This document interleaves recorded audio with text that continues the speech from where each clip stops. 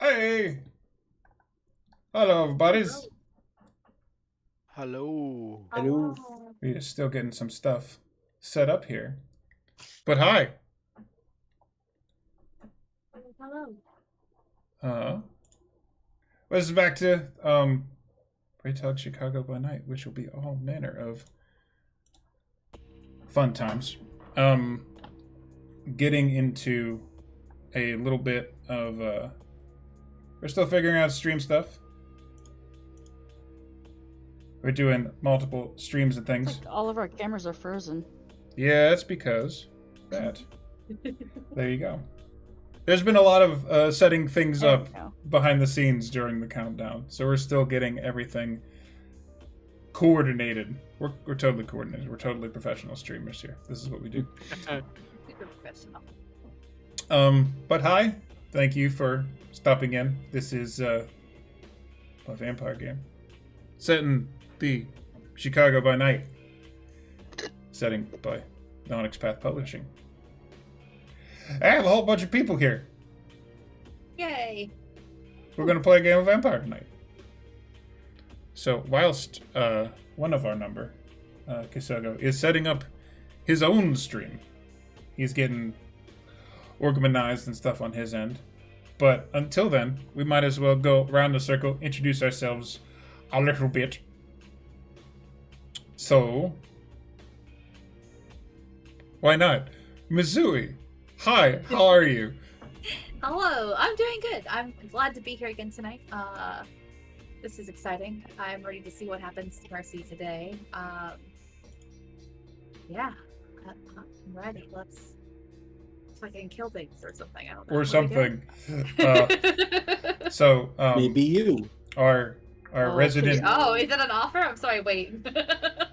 See, things went sideways already, and this is exactly perfect. So, Mizui, as our newbie to Vampire the Masquerade, please introduce yourself. Where can people find you? Who are you? Stuff and things. Hi, Mrs. Mizui. I stream on Twitch a little bit less raised than wow, words fuck. A little more chaotically than normal. But typically Monday afternoon, Tuesday nights, and Friday afternoons. You can find me on stream, and then I am on all the social medias as Mrs. Mizui. Just like I don't know if it's here. Is it here under me? It is under you, yes. Yay! So I'm there everywhere. Twitter, TikTok, Instagram. Like I could pretend that I use this. I use TikTok though. That's it. That's all I do. I used to stream, and I will again. But right now I'm on a short hiatus. You stream good too. I really enjoyed watching you play the Alice games. Those were fun. Oh yeah, it was so much fun. I wish I could have beat it. You'll get there. You haven't Get the beaten it? Goals. That's No, fantastic. it broke. EA no Oh. longer supports it, and you can't play it Aw. anymore. Oh. I have a hard Trash. copy. Trash. You have a hard copy. Yep. Maybe we can see what we can do about getting that down to Tejas. Well, maybe I'll come up and visit. That could be a thing too. That could That's why be a I thing know too. how far it is. So, Since you offered, Seamus, you're up next. Who are you? How long have you been doing this, and where can people find you if they want to find you at all? Oh, please don't find me. No.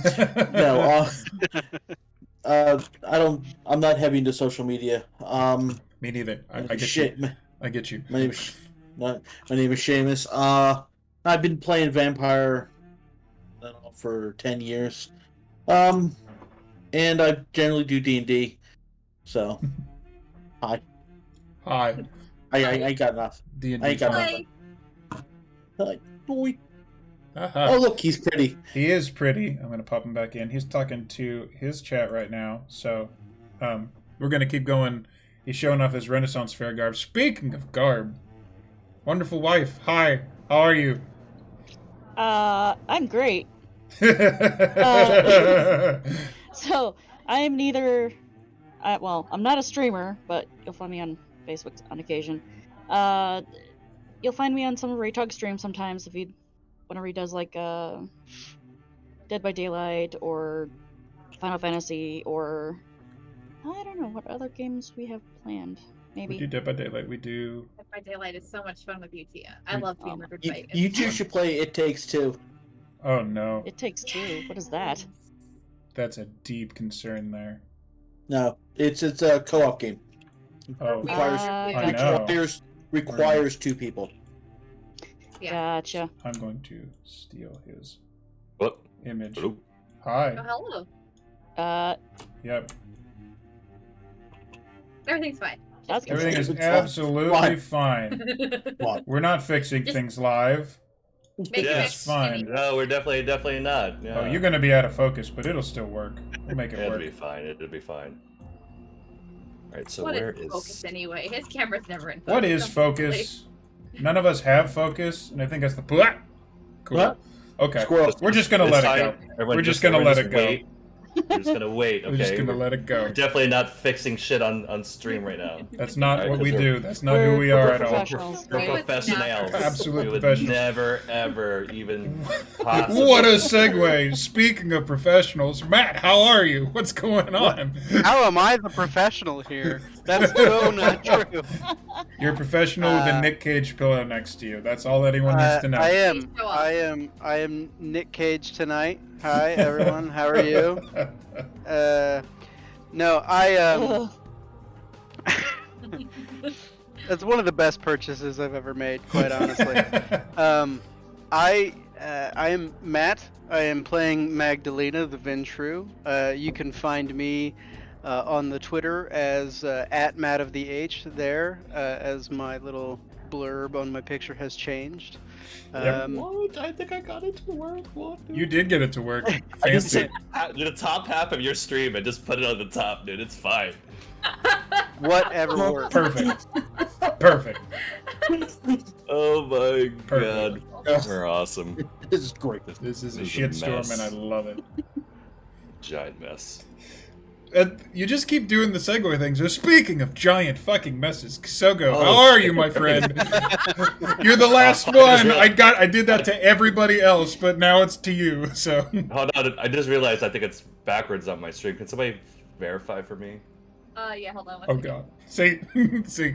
But while we answer so that our question, names are backwards, how but are your you? stream is fine. Your Oh, names hold are backwards? Yeah. Oh, okay. So well, like, then let's do it this. says Mercy under me, but it says it backwards. But Oh, I like see, everything else okay. is correct. And there's a very handsome tug on the screen, and you know what? That's important. Oh. Yeah, It's it's not not that important. Yeah. Let's see. The sexy, Go. sexy man tug. but Okay, so while, what am I supposed to do? I'm who sorry, are I'm not you? paying attention. who are you? Juice. That's rude, man. I thought we've been friends for like a fucking year almost. man. Tell them who you are, not me. Oh, hi, my name is Kisogo. I'm playing John Kessler in the game. I also stream, and I got this fit at Renaissance Fair, so I'm pretty proud of Absolutely. it. Pretty dope. So that's my dress up. Right. Slightly post-Halloween stuff, which is wonderful. Yes. I'm Sorry. dressed up as somebody who's got their life together, so I hope it's Nice. There you go. I Oh. think it's Well- fixed now, right? Yeah. Yeah, I Yeah, don't looks think I'm good. a person that has Yeah, reached totally. that status, so I'm not. me neither. Absolutely me neither. Nope, absolutely. Speaking of which, I love how these segues are going. Hi, I'm Raetog. I don't have my shit together. Eat more I- fiber. That helps. Fuck. downhill. It's all downhill. I'm Raetog. I've been playing Vampire the Masquerade for, like late 90s, early 2000s. Several of us played the Mind's Eye Theater LARP version, and we decided to get this stream together. It's only downhill from the countdown. You're not fucking wrong. So when the 5th edition of Vampire came out, I started to run my own game again. When Onyx Path's Chicago by Night came out, I decided to grab it, put my spin on it. So, quick disclaimer, we are doing my version of Chicago by Night.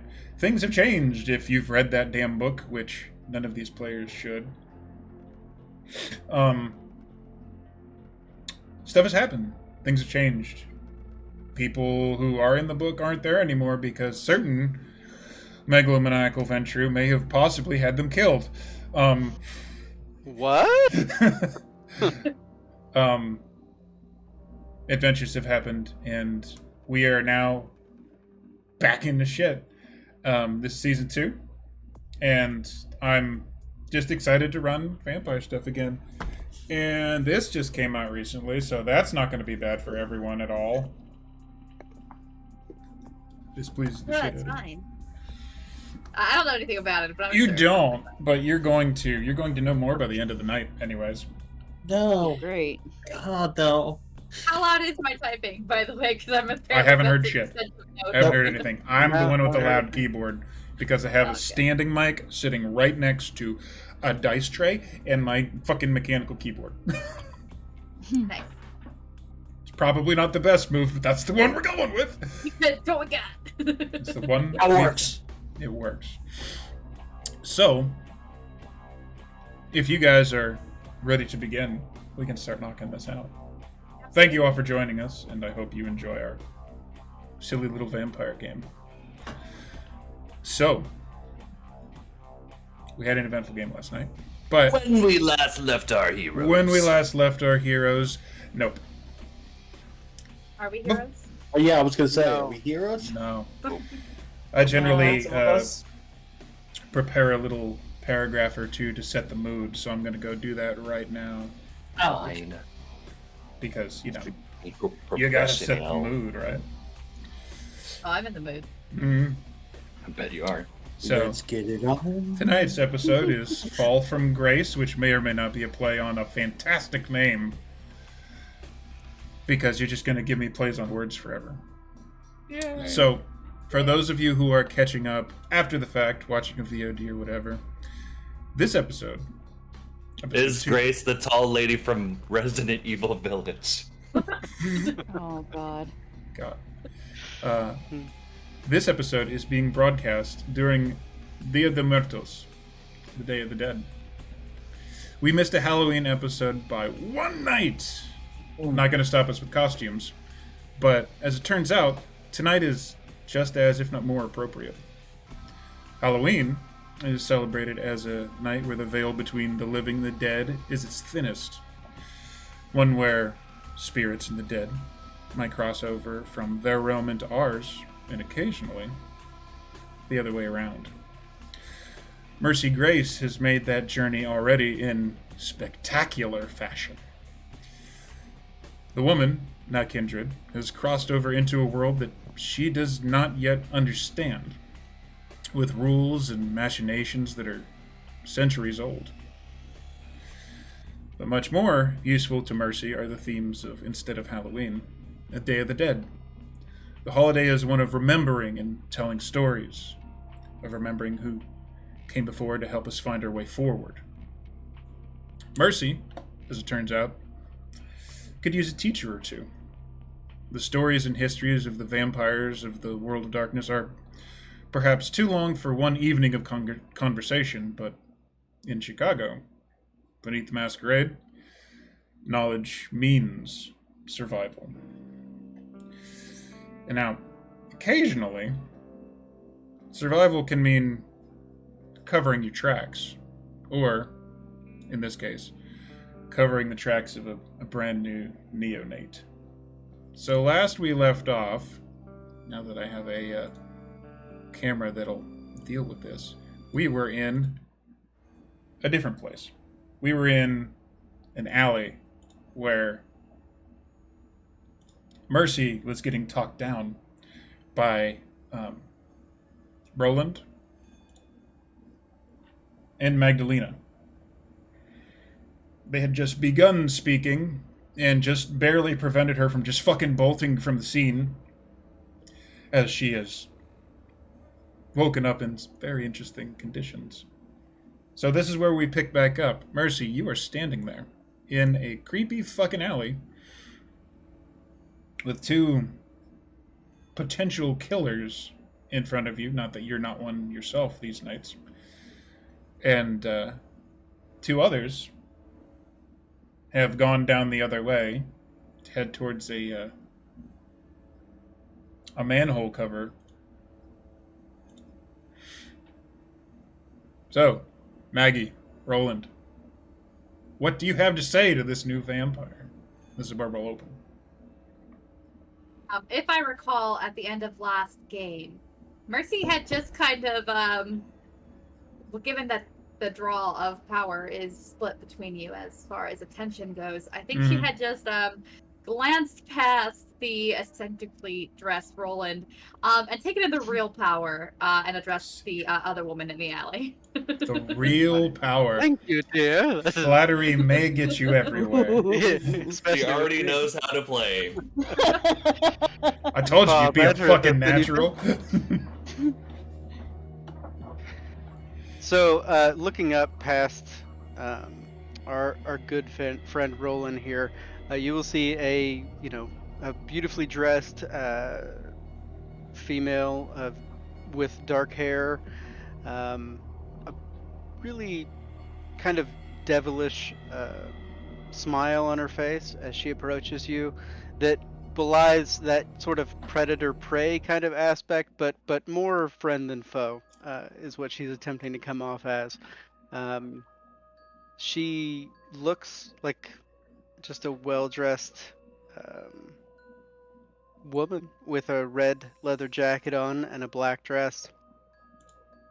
And as she approaches you, she does say, I don't remember the exact words from last week's game, but just, please, dear, give us a chance to explain ourselves, and we'll make sure that you get taken care of this evening.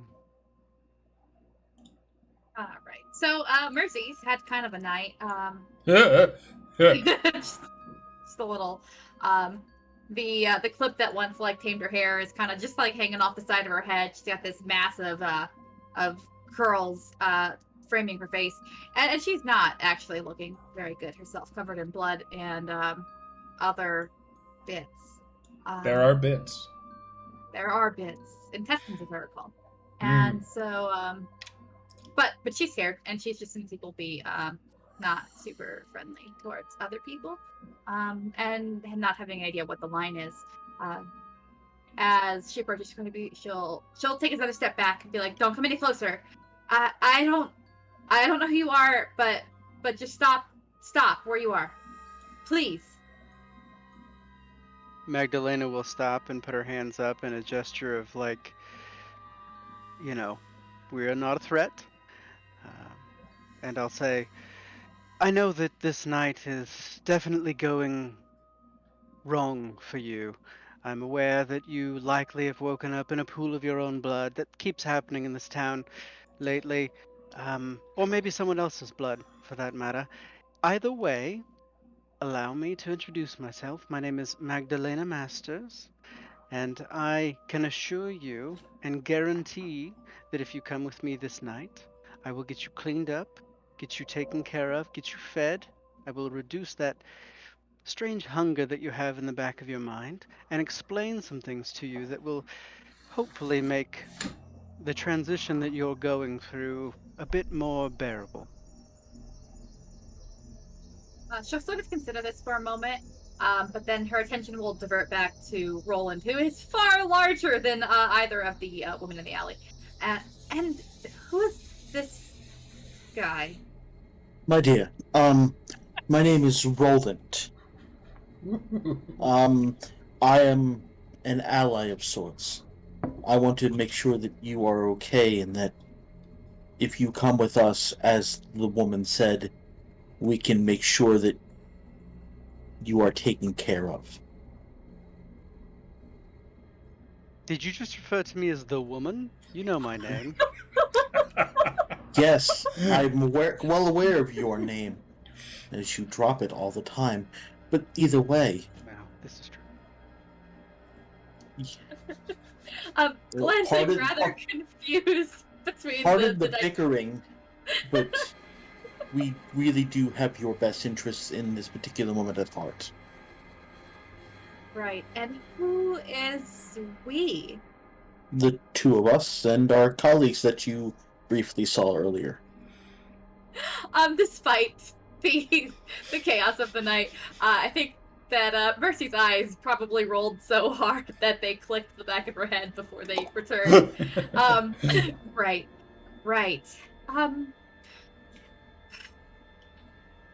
So, who were those people you killed? We killed? Those were bad guys, you could say. For our kind, of which you are one, we'll get into that later, they are a pain in the ass, to be perfectly honest. But they can be quite the thorn if you let them. Either way, what you did to them should not weigh on your conscience. They had more, if not more gruesome coming. They likely would have done the same to you, given the chance. Or worse. Okay, so in her heart, Mercy is still just, a normal woman. So she'll kind of glance down at herself covered in blood and look at them again, hands sort of spreading as she glances at them and say, so, plain clothing? I have some in my SUV. I always carry a couple spare outfits for just such an occasion. And I do believe some of them would fit you. Right. Okay. So you're not gonna hurt me. I assure you that as long as you do not provoke any reason for us to hurt you, there will be no harming of either party this evening. So while they've been talking, Mercy has been sort of on the back foot, for lack of a better explanation. She'll sort of relax into this group, glancing between the two again, and decide that really, getting out of the bloody clothes is kind of important to her. And so she'll nod and say, all right, then, I guess, lead the way? Wonderful, dear. Trust me, it will all make sense a little bit later. Your first night's a rough night. They can be. First night. What are we talking about? Explanations will come once we're in a more secure location. For once, I agree with this one. So again, very. You know my name. Yes, but I choose not to use it out of disrespect. Ah, yes, because God forbid you have any respect for anybody.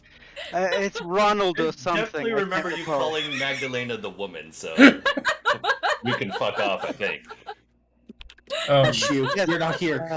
Ronald, could you please escort this young woman to the SUV? I will be along shortly. There's a phone call that I need to make. Yes. As this is beginning to happen, as Roland and Maggie are leading Mercy towards the SUV, before we can get into any deep explanations or understandings of Mercy's new condition, if I recall correctly, there was a hunt that was going on. Six and James. Yeah, we were securing the area, I think, because no, okay, I distinctly, I don't remember the end of it because I remember Roland and I running after Mercy. No, you and Six were going up to the leader. Had gone down in the sewers You were right. chasing to after chase down the Watchman. team leader, as it were. Gotcha. Yep. So you both pop the manhole cover and head down, I assume. If not, let me know. Yeah, for sure. Okay. So you guys are heading down into the Chicago underworld. It's pretty fucking gross right here, as is to be expected. But it is dank. It is also quiet, with little quiet dripping noises everywhere, and probably a metric shit ton of shit down here. It is legit gross as fuck. But you're not coming down here for the fun of it. You are coming down here looking for someone. How are you going to conduct this search as you come down in? As a straight up, you don't actually see anyone immediately. All right, so which one of us goes down first? 6. I'll If you go don't, first. if you don't immediately, okay, all right, I'll go first. all right. That Okay. works.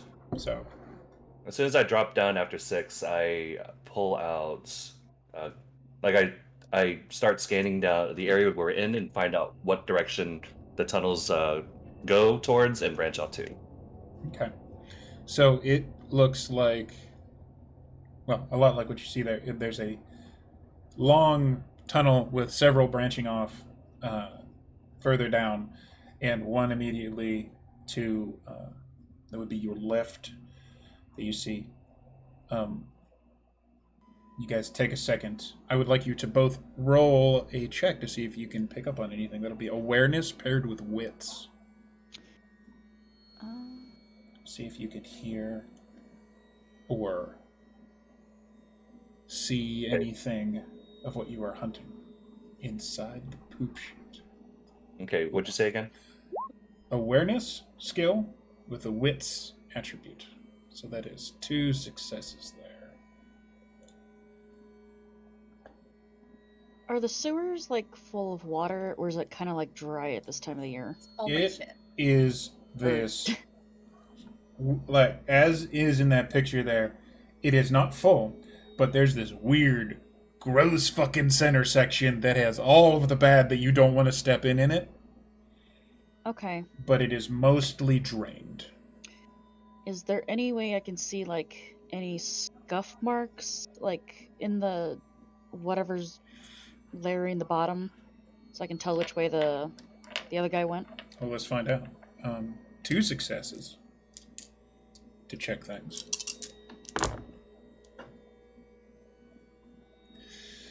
You look. You try and take a second. This isn't your first time hunting people like this, but you don't see any easily identifiable scuff marks or like boot prints or anything like that. The sewers aren't necessarily your particular forte for finding people. James, Fair. that's 3 successes you have there. Kind of the same. This wouldn't be your first time dealing with issues inside of a tunnel, by far. But you go down, and you kind of open your senses and look around. And it looks like this thing with 3 successes, they might have just ghosted you. You don't see anything right now. What about me? Nope, same thing. That was who I was speaking to. With 3 successes, it looks like it's a sewer. There are no identifiable boot prints, and if you stop and take a moment to listen, just air and a quiet drip of something dripping way down the tunnel. Go to one of the go to one of the I guess tunnels that branch off. I'll hug the side, Okay. and I'll kind of pie the corner around and see if Okay. I can catch anything there. I know I'm not going to see anything, but my character does this. Okay. No, Anyway. you're checking. You're checking corners and you're cornering the room. There's it's dark. This does not seem to be particularly well lit. This looks like an area where that has been forsaken light, that is.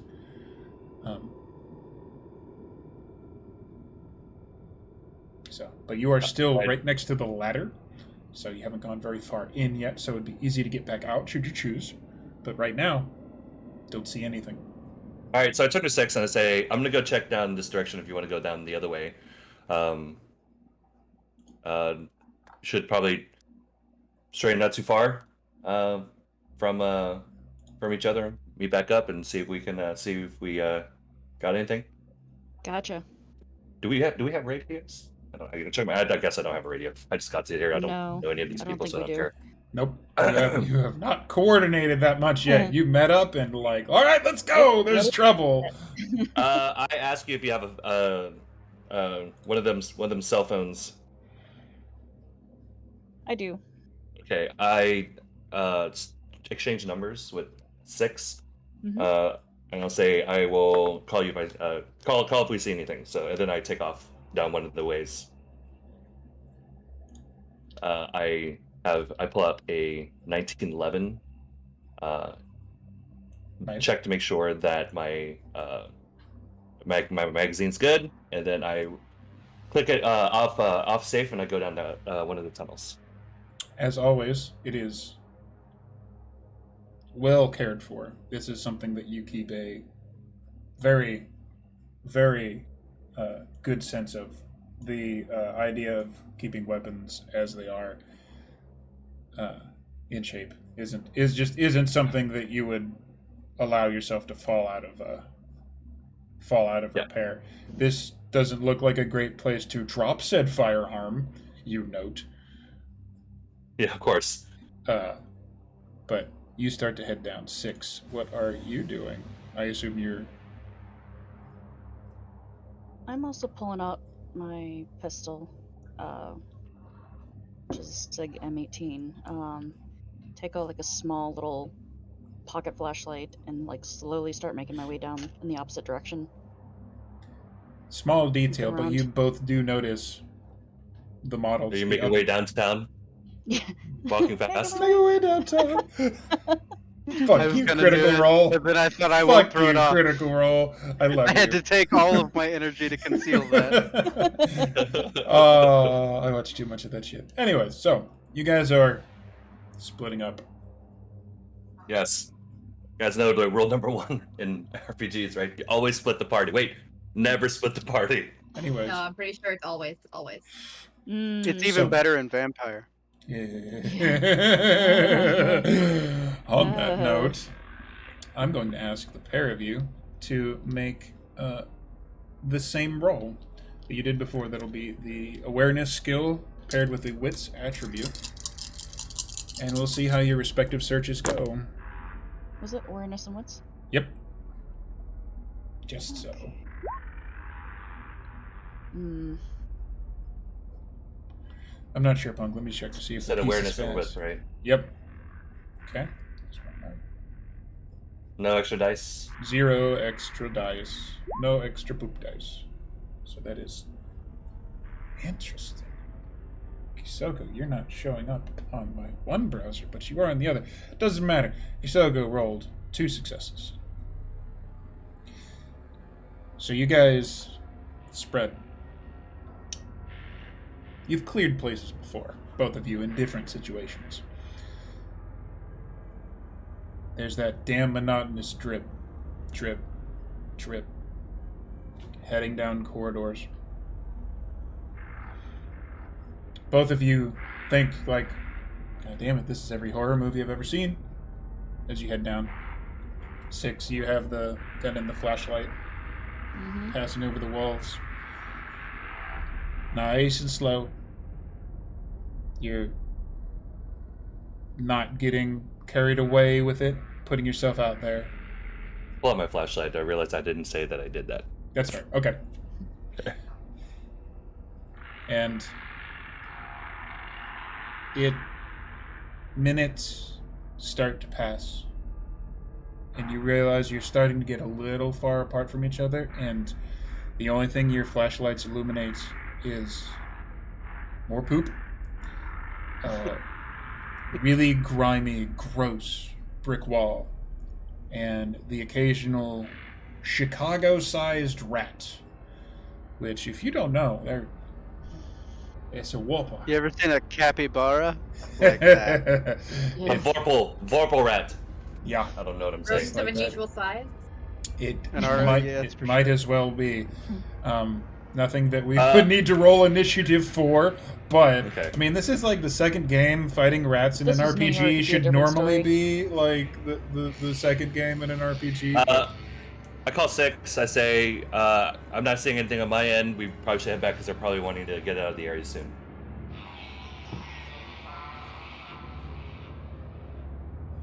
Hello? Hello? Am I working? You're working. Oh, Yes. You're working. That's fine. You're good. Does she respond?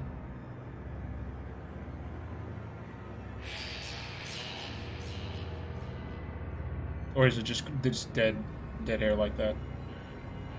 Okay. Kind of dead her like that. Okay. And she hangs up. She wants to take, like, just spare her another minute to look around. Okay. So James starts heading back. 6. Just to make sure.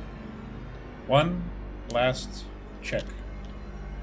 Yeah, I just head back. I sent her a message. I sent Okay. a message just to reaffirm, and then I Okay. You get a brief. Your phone is clearly silenced, but you get a brief vibration that is asking for a confirmation as you go. 6. One last of the same check. Oh, wits and awareness. 3. 3. What am I doing? What? Nope, you're good. You're heading back. In this last moment of this search here, you swear there was an instant you might have heard something. Maybe. And then you go down. Down into the left. You're sure of it. You heard something. You didn't get this far in life and between life by being reckless. So you go down the sewer. Very carefully corner the wall without giving, like, too much room for... Well, not giving too little room for something to charge out and get you. Nice wide. You look down. And there is a... you see the thing that made the sound, and it is one of those fucking Chicago-sized rats that is, like, biting and shaking like an empty-ass milk jug. Exactly the thing that you didn't, like, hoped it could have been him. Hoped it could have been your mark. Was not. With 3 successes, that is, unfortunately, what you find.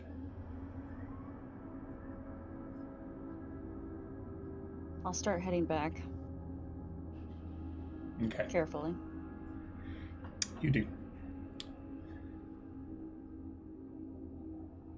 This would normally be the spot in a horror movie where something would jump out at you.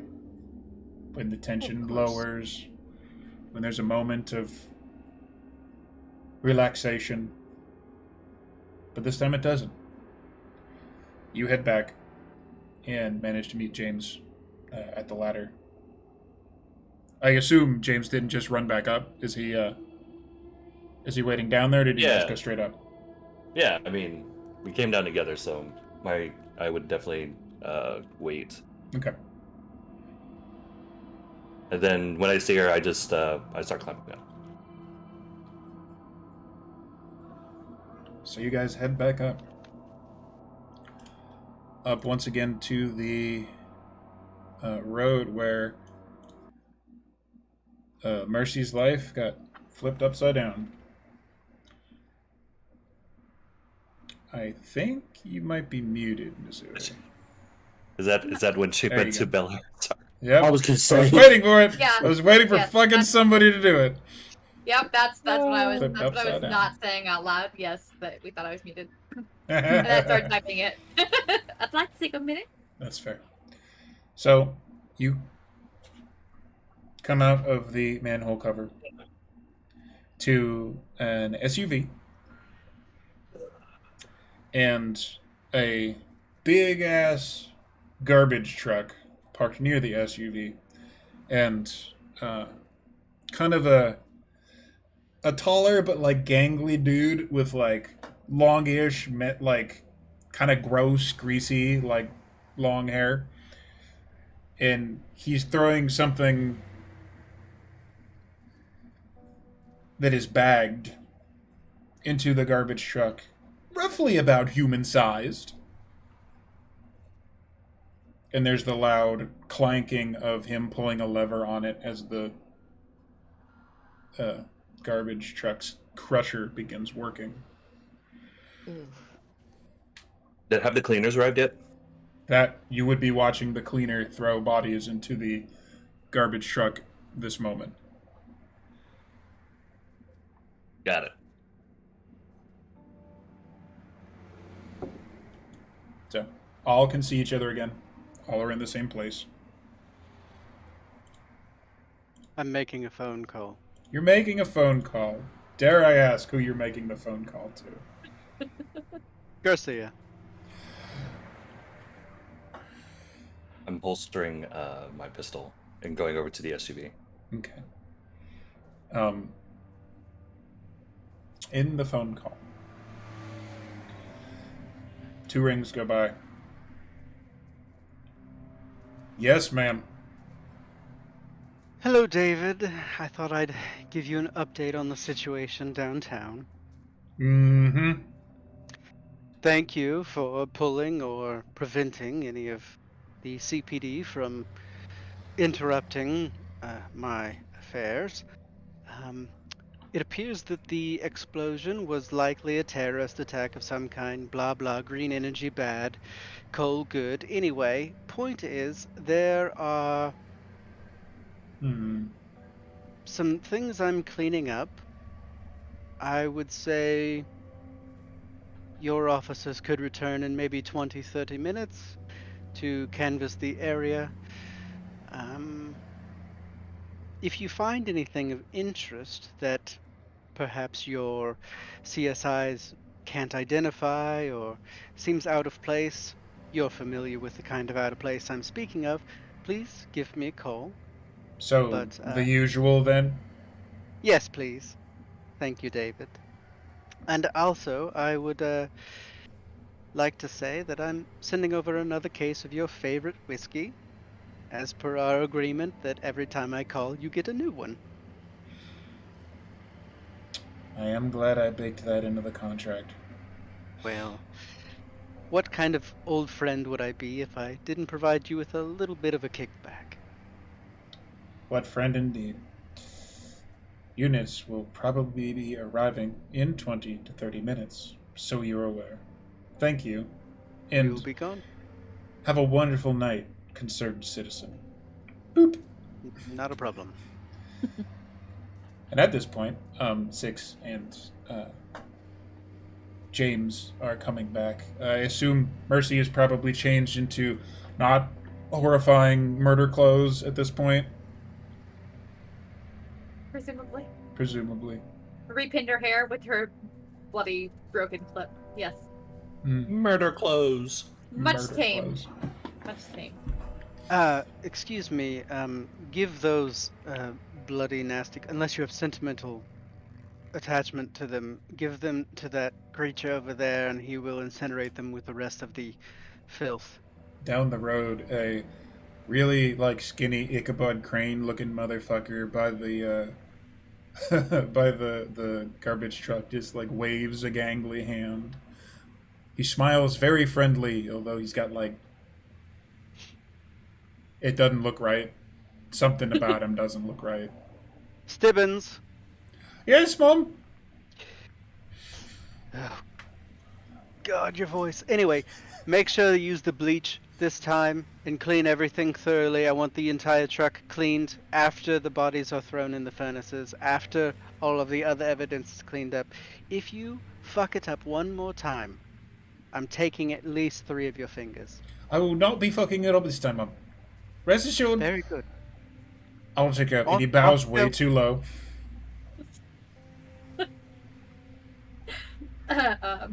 Meanwhile, Mercy looks quite regretfully at her Totally hearing her all of this. clothes.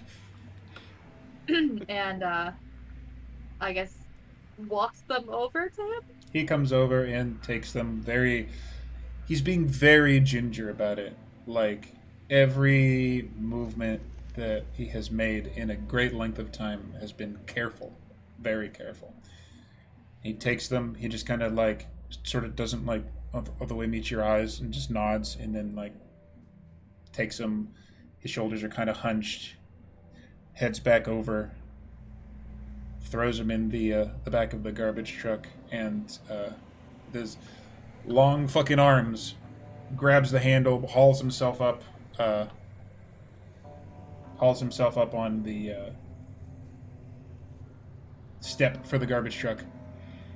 Fires the thing up, which the engine is loud. It's a pretty, for as quiet as this alley is, it's a loud garbage truck, and it calls to your attention just how quiet this particular stretch of road has become since this all happened. Chicago doesn't really ever sleep, but it's the same kind of quiet that you would hear walking in the woods when the birds all shut up, when they know some kind of predator is around.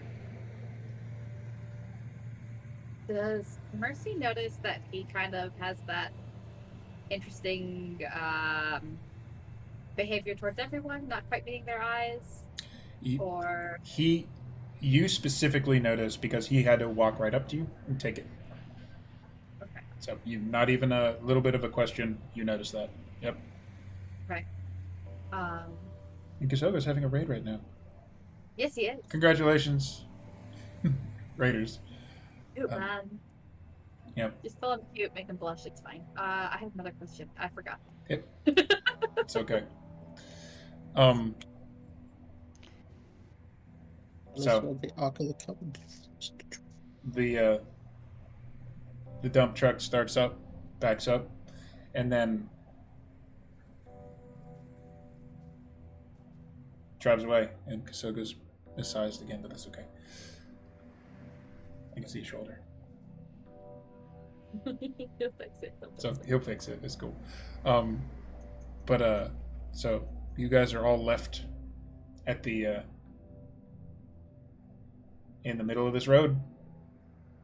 Your problems apparently being driven away, although Mercy can't see the edge of the diner. You can kind of see the windows a little bit.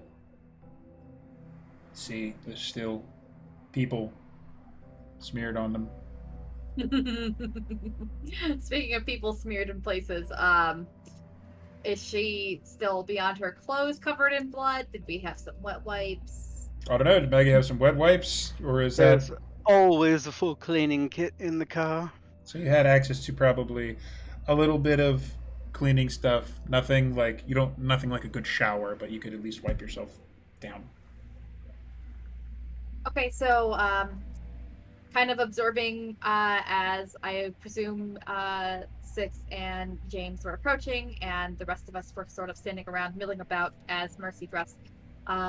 She has sort of looked between them, just trying to get a feel for what the hell's going on in this very odd group dynamic. And she'll like shortly brush herself off, given that her like straighten her shirt and just kind of brush off and look about these people and go, so what was this all about? I still don't know what's happening.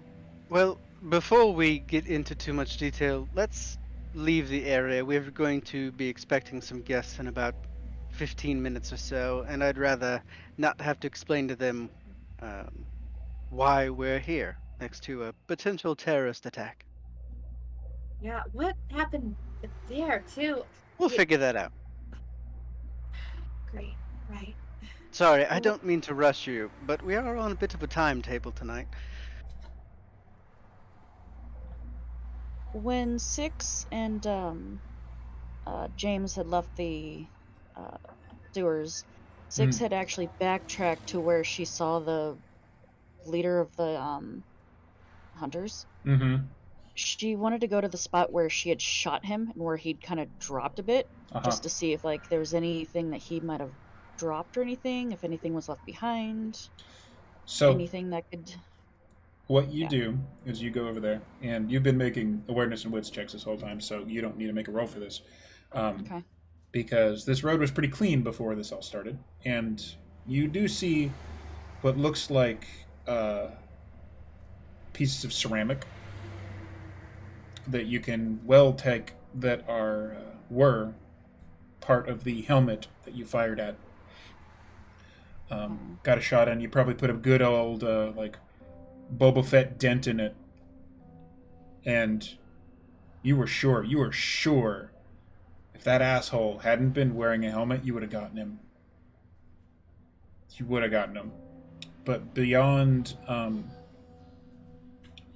the black military grade looking ceramic armor pieces that shattered on the hit, you look around for equipment, anything you might have dropped. Doesn't look like anything. If he had anything, it was probably strapped on him. Okay.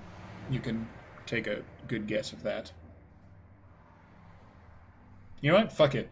Go ahead and give me one last awareness and wits, just for fun. Let's see if you get anything. Can't hurt. Okay. As Maggie is like pulling people in, like, all right, we gotta go. Just one. That's one. Let's see. Let's leave it up to this.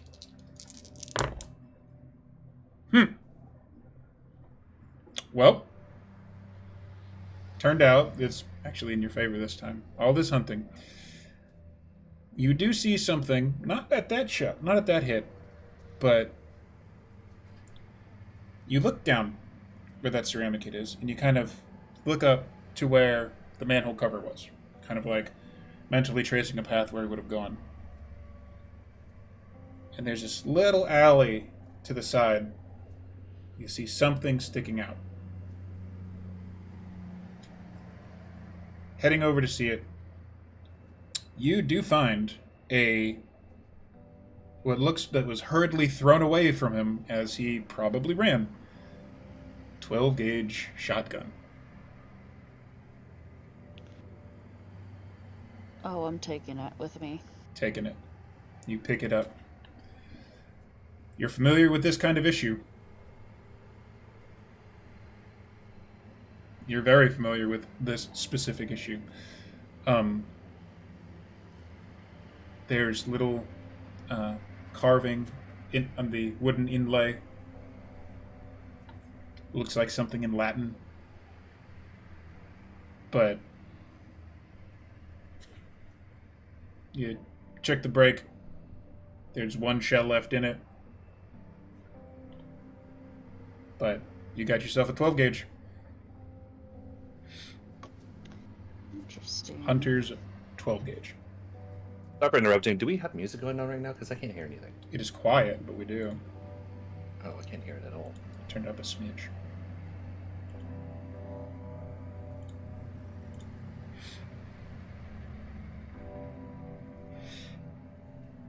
But, yeah, so you have that. Are you piling everybody into the SUV to get the fuck out of here, as Maggie insists? Yes. So, this actually brings us to a really fun moment, because we're probably going to be getting to our brief be right back thing, because it's just after 10. I know one of us at least needs to relocate to a different room soon. That can wait like a half an hour. Okay, we can do that. We can get going then. So this also brings us to a fun thing of, okay, so 6 is probably driving. Mm-hmm. Maggie's going to probably be in the shotgun seat.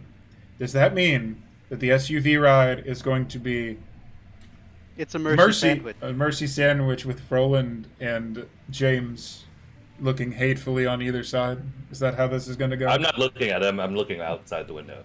I'm Wait, very, hold very on. purposely ignoring him. Episode If I 2, may. mercy sandwich already happened. No. It's a spacious SUV. You'll See, find- Some people It's pay okay. double for that kind of action. I was gonna say, if we were friends, we'd high five on top of her. Oh, come on. No, Listen, listen. You gotta respect the Eiffel Tower, okay? You gotta respect Oh it. my god. anyway, to It continue wouldn't have been the my weirdest thought- thing that has happened in one of Magdalena's cars. I This wanna, is true. Yes. I It wanna would have make been a one of the point nicer here. things, if I'm being honest. There's some. I want to make a Mm. point here. This is the type of SUV I actually got the good one where there's two sets of like a set of seats in the back, like facing so each it other. does not have to. You can escape Does not the have weird. to. You can escape the weird vibe that Roland and James have going between each other.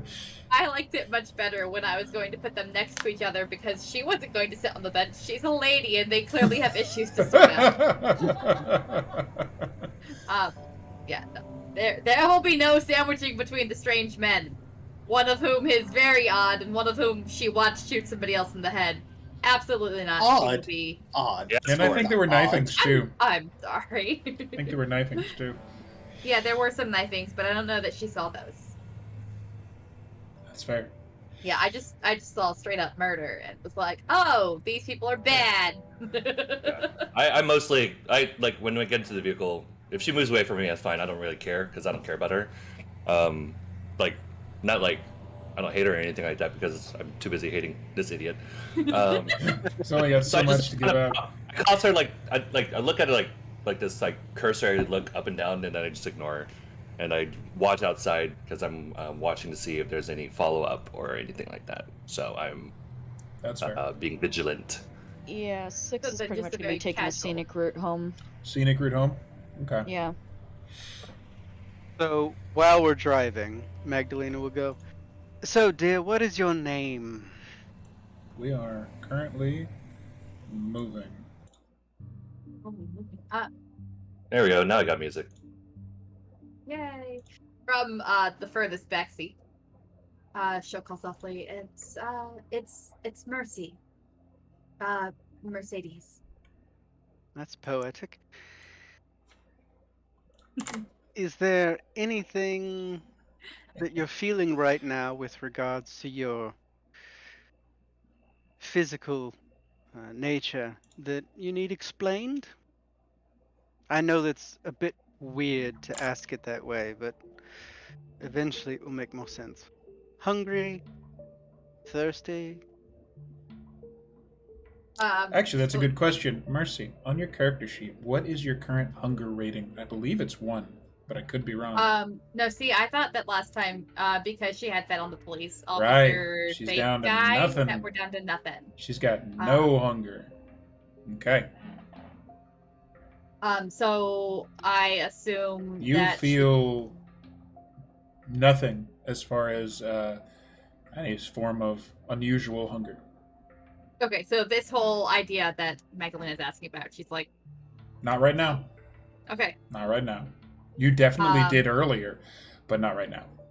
right. Is there anything else that she's kind of physically feeling or aware of that's That's happening right a now? pretty good question. I'm going to ask you to make the same roll that everyone else did tonight. So that'll be the awareness skill plus the wits attribute, and we will see what you get.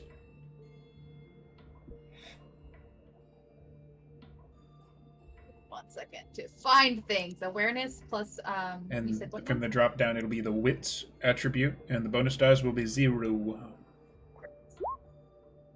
Nada. Got nothing. Nothing. Great. No, so she feels totally normal and fine now? Not completely. There's stuff you notice. Okay. You don't get any deep noticing things, but you've had kind of a shit night. This has been a shit night out of all shit nights. But really, really unusually, you kind of feel good. Like, physically, after, like, those days that you had, like, a really good workout. Or you feel like you're in the best kind of shape that you've ever been in. You feel like physically strong. Looking out the window, everything seems just a little more vibrant than it had been before. Chicago at night is a beautiful thing, and in all of its grimy things, it's almost like when you are watching a video at a resolution that you're used to, and then somebody suddenly introduces you to what HD is. Okay. Everything is a little sharper, a little more clear. You can pick out a little more detail than you're used to. The physically feeling the SUV seat in front of you. It's like the texture is more apparent than you're used to. You're like you're not sure that you were put on drugs or anything like that, but everything is just like more. Just Okay. more. And vibrantly so. Okay. In kind of a disconcerting way, considering how horrific the night was. And also, as you can feel your senses a bit more clearly, yep. Yeah, that's copper in the back of your mouth. It's still there. Okay. Right. So I guess she sort of takes a moment of silence to process and think now that she's as safe as she's going to be in the back of this car. And after maybe a minute or two of just really sort of experiencing what's going on, she'll say, well, I guess I kind of feel good. I don't really know what is. I mean, I don't really know what's different, but just that tonight's been awful. Like, really, really awful. And I just kind of feel okay. Well, that's good. That means that you're taking well to your new self. Right. What new self? We'll get to that when we get to the location that we're headed to. Right. Get in my car. Come this way. I'll tell you later. I'm really uncomfortable with all of this. Just to be very perfectly clear, I have never, ever gotten into somebody's car like this before. And you really haven't told me anything at all. And I really hate to be rude about this, but I'm already trucked with you in this car. It's not like I can get anywhere from here. You could at least give me some sort of information about who you are or what's happening. You're Mercy. very talkative. Mercy. If that's I fine. may, Magdalena. Mercy. You have may you not. seen... Actually, first, let me say, are you familiar with the nightclub Nova? Yes, Is this Let's not something explain that she things. would be familiar with? Possibly. I mean, it depends on how much into a club scene that Mercy will be. You know what? This is a silly thing to make a roll out of, but we're gonna do it.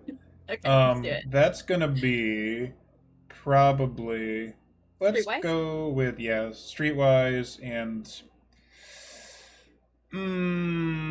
that would probably be wits. Streetwise and wits. On a side note, Seamus, I am sorry, but Magdalena is such a bitch. No. I caught that. Ventru, remember? Ventru, bitch. As long Gotcha. as you know. We all No friends bonus here. dice The on that. characters are kind of shit, but It's true. so that'll be Streetwise, and so that's 2 successes. It's not that difficult as a roll because somebody spent a whole season pimping this shit up. It's You- well known. You know that Club Nova, actually, I got some visual references for you because I can do this. If we look at the map of Chicago that I've made here, you guys can scroll around and stuff. My chat won't really be able to scroll around, but it's not quite in downtown, but it is very close to downtown. That would be the location of Club Nova. It is a jazz club that seems to have fairly regular acts. It's one of those like laid back places. It's not like a place that people go to get like hammered or anything, but it's like an upscale club where you know that there's probably a bar there and some like newer like hip musicians and shit. So like a craft cocktail bar, you could say. That probably would be fair. Yeah. It's probably one of them crazy places that serve wine. Says the real life bartender. Feel free to Little judge cocktail as bar. you will. Okay. So she kind of just, it's a nice place to go hang out and have a nice evening, but that's pretty much what she knows. Yep, you would. Okay. And it's probably newer. Would have come up in the last, would say, year. I would say, yeah, more. It's been more promoted recently, for sure. Okay, Got it. that's what you know. Where are you, Magdalena? Where are you sitting? Very She, fun. she's in I'm the front she's in the passenger? passenger seat. Front Six is passenger? driving. Okay. Yep. Okay. And I can't decide. I didn't know if I was on the left or right. Okay. No, I mean I don't. Okay, I'll just be on the left then. Okay. There you go. that's fair. Side of the vehicle.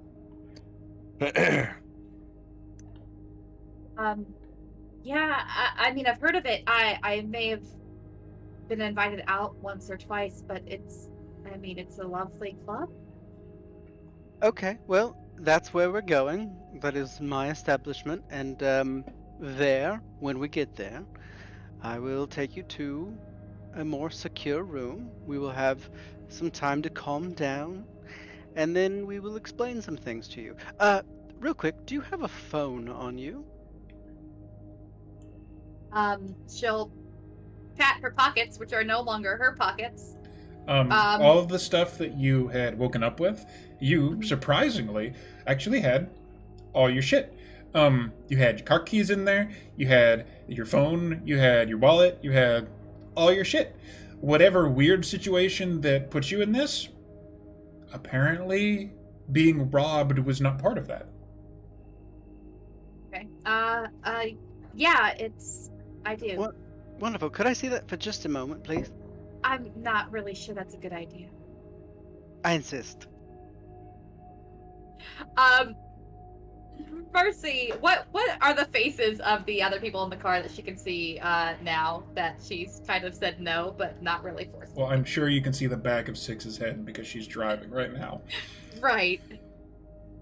I look exhausted at this conversation. Okay, fair. That's fair. So This there is- are no this hits is- here. Terrible. Terrible. You probably see the profile of my character's face. I'm looking out the window. I don't seem like I'm paying attention to what's being said. Right. Can I at least save my pictures before you do something to my phone? Not going to do anything to your phone. And I assure you that your pictures will be saved. Right. I suppose. And she'll move to pass it forward. But from the back seat, somebody will have to assist her. Yeah. I'll pass it to. Thank you, Reginald. And I will take the phone and I will hand it to Six while she's ready. I kind of snort when he calls him Reginald. Makes me giggle. That he picked up on. Everything else, important shit, no. Shitting No, on the I will, shitting on the I'm listening Toreador, to everything. picked it up. I'm listening to everything, but I'm not picking up anything. I will hand the phone to Six and go, Six, if you could please keep this safe for our guest. However, for the time being, as things need to be kept within the masquerade, let's keep it that way. I can just disable the phone if that's what you needed, as opposed to handing it to the driver. No, she'll keep it safe. I trust her. Okay. I'm still deciding on. Okay. God forbid. Mercy makes note of this happening. Just I very visibly roll my eyes when Roland said that last part. Fucking great. Mr. Kessler and RuPaul, will you let me know? Did you sustain any injuries during that scuffle? I kind of mutter, no.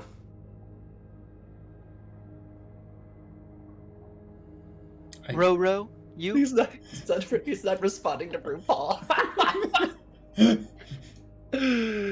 Well, fuck.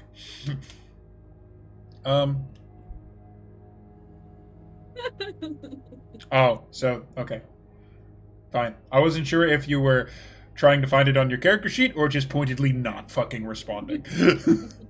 That's the one. Okay. Well, if you had If either of you are thirsty for any reason, there is a small refrigerator in between that back seat that you may find a drink suitable for you, unless you have a palate such as my own. Does I don't anybody make a go move for it? toward.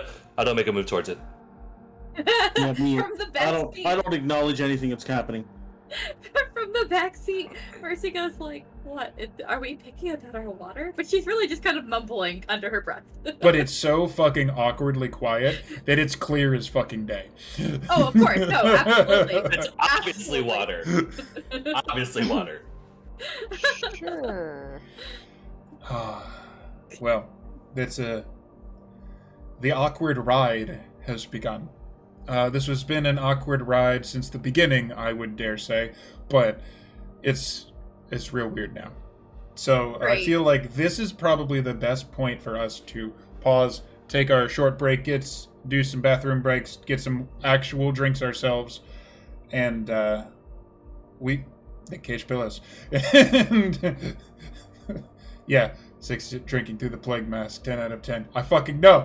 I love it. I love it so much. But thank you for hanging out with us, guys. We are going to be right back. Gonna throw up a be right back screen and mute all of us, and we shall return probably in about 10 minutes. So yeah, we'll be right back. See you guys soon.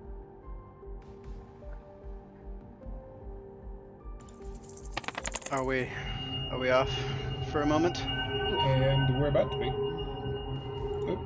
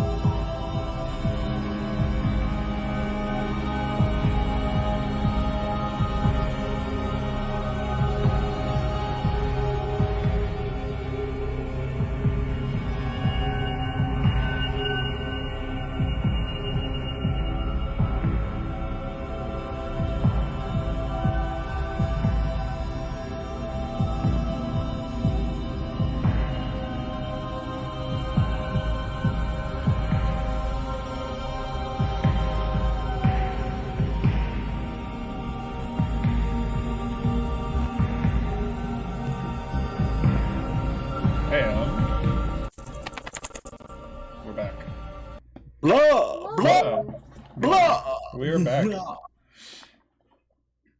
hello. Hello. So You can actually see my face now. you can. Yay. Oh, horror. The horror. Mhm. How, Wow, and here I How was like, look dare at that you. beauty. But you know, I'll stab. Whoa. I'll do a stab. No, just Stabbing. as a I will general never. thing. Ooh, I would never do a stab. damn. I'd fill up enough ugly for everybody. It's fine. So Come back. we have returned here. If my Roll20 would like to actually play music like I told it to. There you go.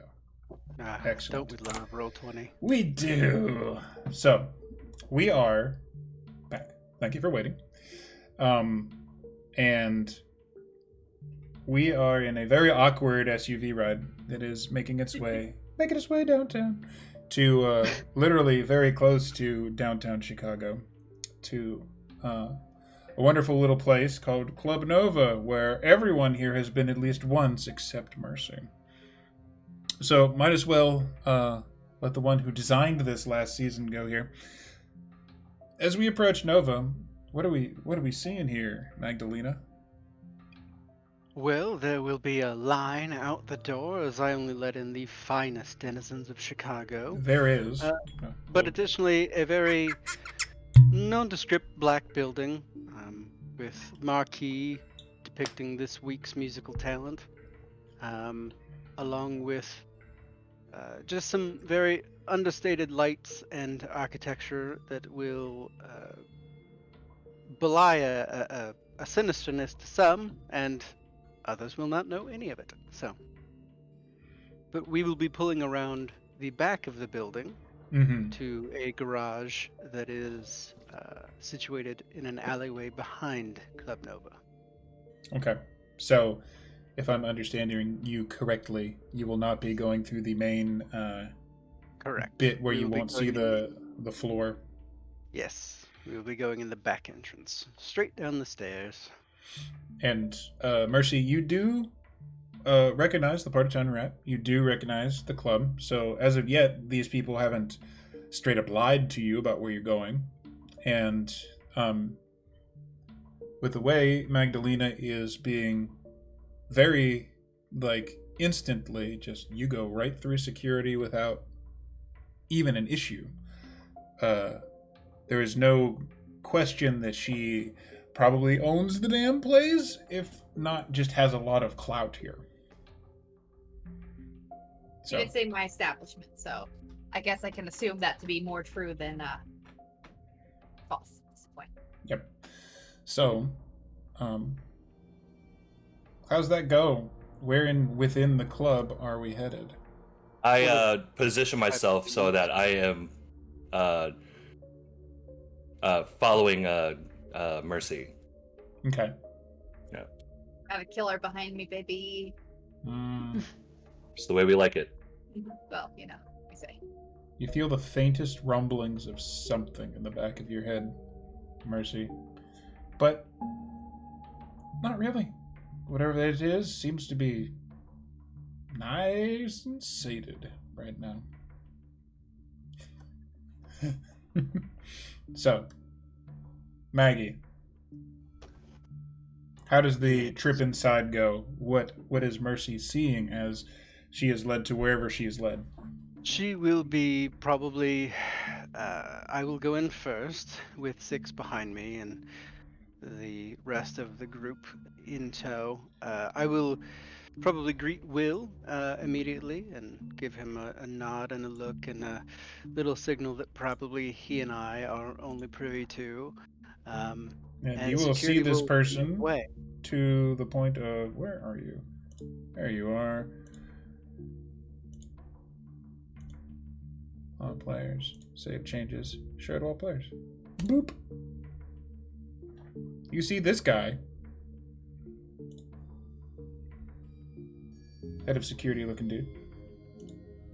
And he will most likely, put his hand up to his ear, speaking through an earpiece, and the rest of security will vanish around us. And we will quietly, and just the 5 of us, I believe, head down into one of the rooms with the large meeting tables. Okay. Which is... I have that. Boop. One of the private rooms that you can hear a little bit of crowd in the background. You can hear a little bit of ambient music through the wall. But it's largely overpowered by what seems like thick walls. And this is a wine cellar that has a long fucking table, like a meeting room, in it. So, this is about as quiet and secure as you can imagine a place might be. Let's check something. Okay. Maggie, as we come in, what happens? As we come in, I will gesture for you to have a seat, preferably in the middle of the table. But if you're comfortable by the door, I won't force you to sit closer to me. I will go to the far end of the table and sit in a comfortable leather chair, removing my jacket, at which point you would probably see the large buckshot hole in my dress. Mm-hmm. I position myself at the table so that I'm across from Mercy, but I can still see the door. Fair. Right, so as Mercy comes in, actually... Sorry. As Mercy comes in, she's actually kind of awestruck by the wine. So Magdalena gestures for her to have a seat. But for a not quite brief moment, she's sort of scanning the closest bottles, just with very intense interest. There's a lot of wine. It's a lot of wine. It presumably is quite nice wine. Magdalena will kind of pick up on that as she is watching you very intently, and she will go, I would allow you to have any bottle that you'd like, however, you might find that the taste isn't to your liking anymore. Right. I've never met a bottle of wine I didn't like. Well, you know, that might be a good place for us to start, actually. Go ahead and pick whichever one you'd like. So There's you had- a lot. There's most vintages that you that you could imagine. There are very old ones, there are newer ones. There's lots of options.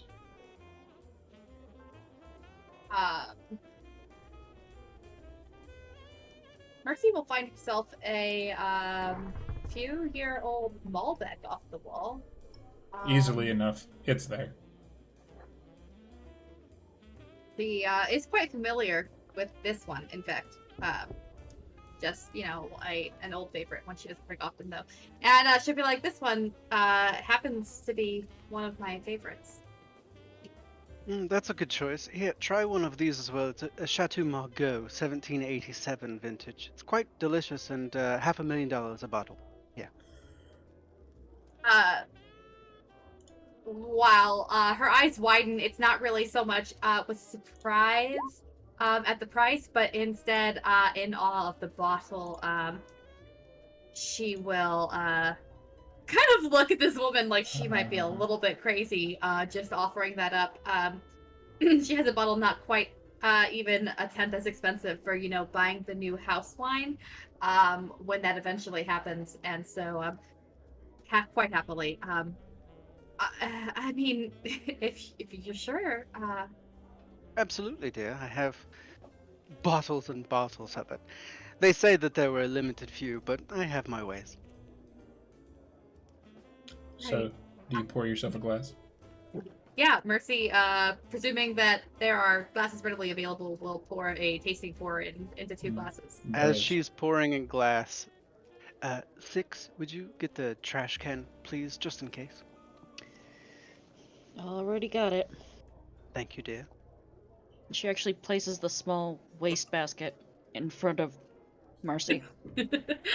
So not subtle, clearly. But Mercy also tends to be fairly observant of people. I presume she notices this Oh yeah, it's sort not of subtle. There. dread that they're facing. I'm just watching her like with like mild interest. Mm-hmm. This is See, like, something that you I'm haven't just seen in a curious long time. Yeah, I'm just curious to see how long it's gonna take. Okay, so you? Yeah, so Or- she'll lift her. Yeah, she'll lift her glass and smell it. And what's that like? Smelling it? Uh-huh. The one that you're familiar with, it is exactly as you remember. It's your sense of smell is a little sharpened, so you get a little bit more notes than you're used to. Just right. Just right. That's your stuff. You could tell this anywhere. You've spent a night or two with this particular vintage. Yeah, so she'll just take a sip. Happily. I kind of- Blindly. I kind of like casually say towards Roland, I say, spit or throw up. Spit. I And- pull out a 5 and put it on the table. Deal. Maggie will pull out 100 and set it on top of that. So this is all happening at once. When Right, so this is happening as they you're hand doing out money.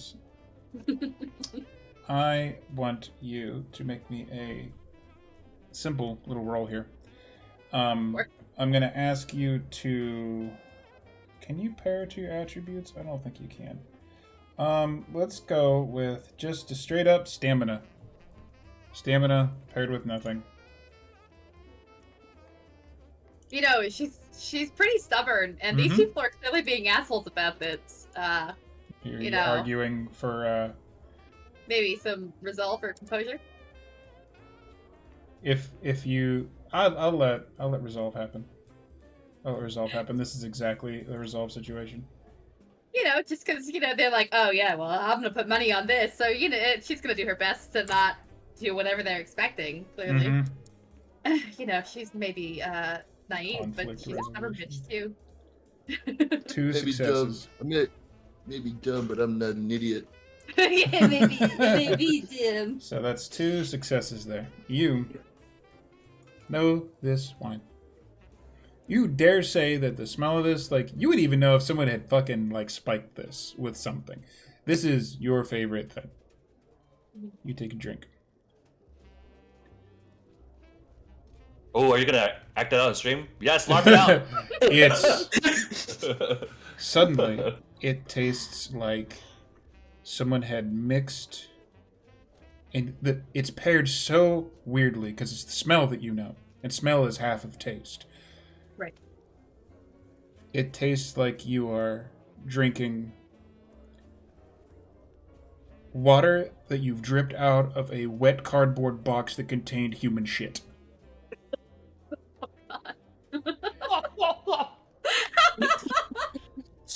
It I like is that one. That's pretty good. potentially Like a- the worst I like it. thing that you have ever tasted in your entire life. And I guess I have to make a decision on who wins money based on this roll here. Better throw. Two successes. Difficulty of 3 means what? No, As he no. looks I'll towards say the skulls uh, on his shelf. or my wonderful DM screen that I have sitting over here. So I would say that would actually be a moderate difficulty. So 2 successes does not do it. You don't have any control over yourself, and it doesn't just spit up you. If you had anything left in your system, there was any food left in your system at all, it's coming up right now. And unfortunately, in front of all these people you've never met, if you hadn't been humiliated enough this fucking evening, the thing that you may have enjoyed the taste of the most is now basically awful. Right. So she's now puked up, you know, little bits of intestine and blood and There's I just stuff. raise a hand towards Roland. I'm just like, Let's go. I didn't even say Hey. anything. Does he pay up? Yeah, oh yeah, 100%. Okay, so good. So they shit talk each other, but they play by the rules. Mental note. Six has the sense to remove the bottle away from Okay. Mercy. So, had a little more confidence in her willpower. All right. I When smirk as I pocket my $5 I want. Okay. when she's done puking and has made her angry faces at the bottle and her glass, she'll just kind of, again, under her breath, not really aware of how much they're probably hearing anyway, she's motherfucker. All right. And then she'll look around and be like, so nice to meet y'all.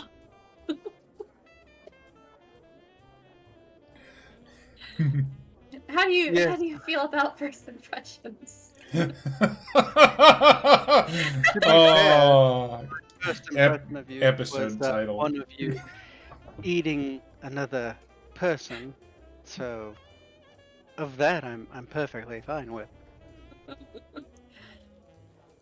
Right. Everybody- Six has produced another glass, a clean glass from the side, and is pouring herself a drink.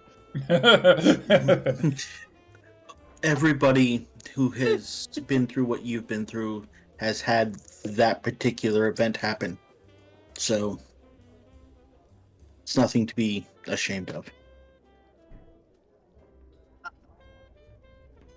She will kind of not stare down Six, but there's a lot of shade being thrown as she pours and drinks Percy's favorite wine. But she'll kind of look at that and meet Roland's gaze vaguely for a moment and say, right, so what exactly is happening aside from me making an entire fool of myself? This is presumably where we were going to talk, right? Or was there another No, room? this is the correct location. Well, to put it very bluntly, dear, you're now a kindred, or in more layman's terms, you would know them as vampires.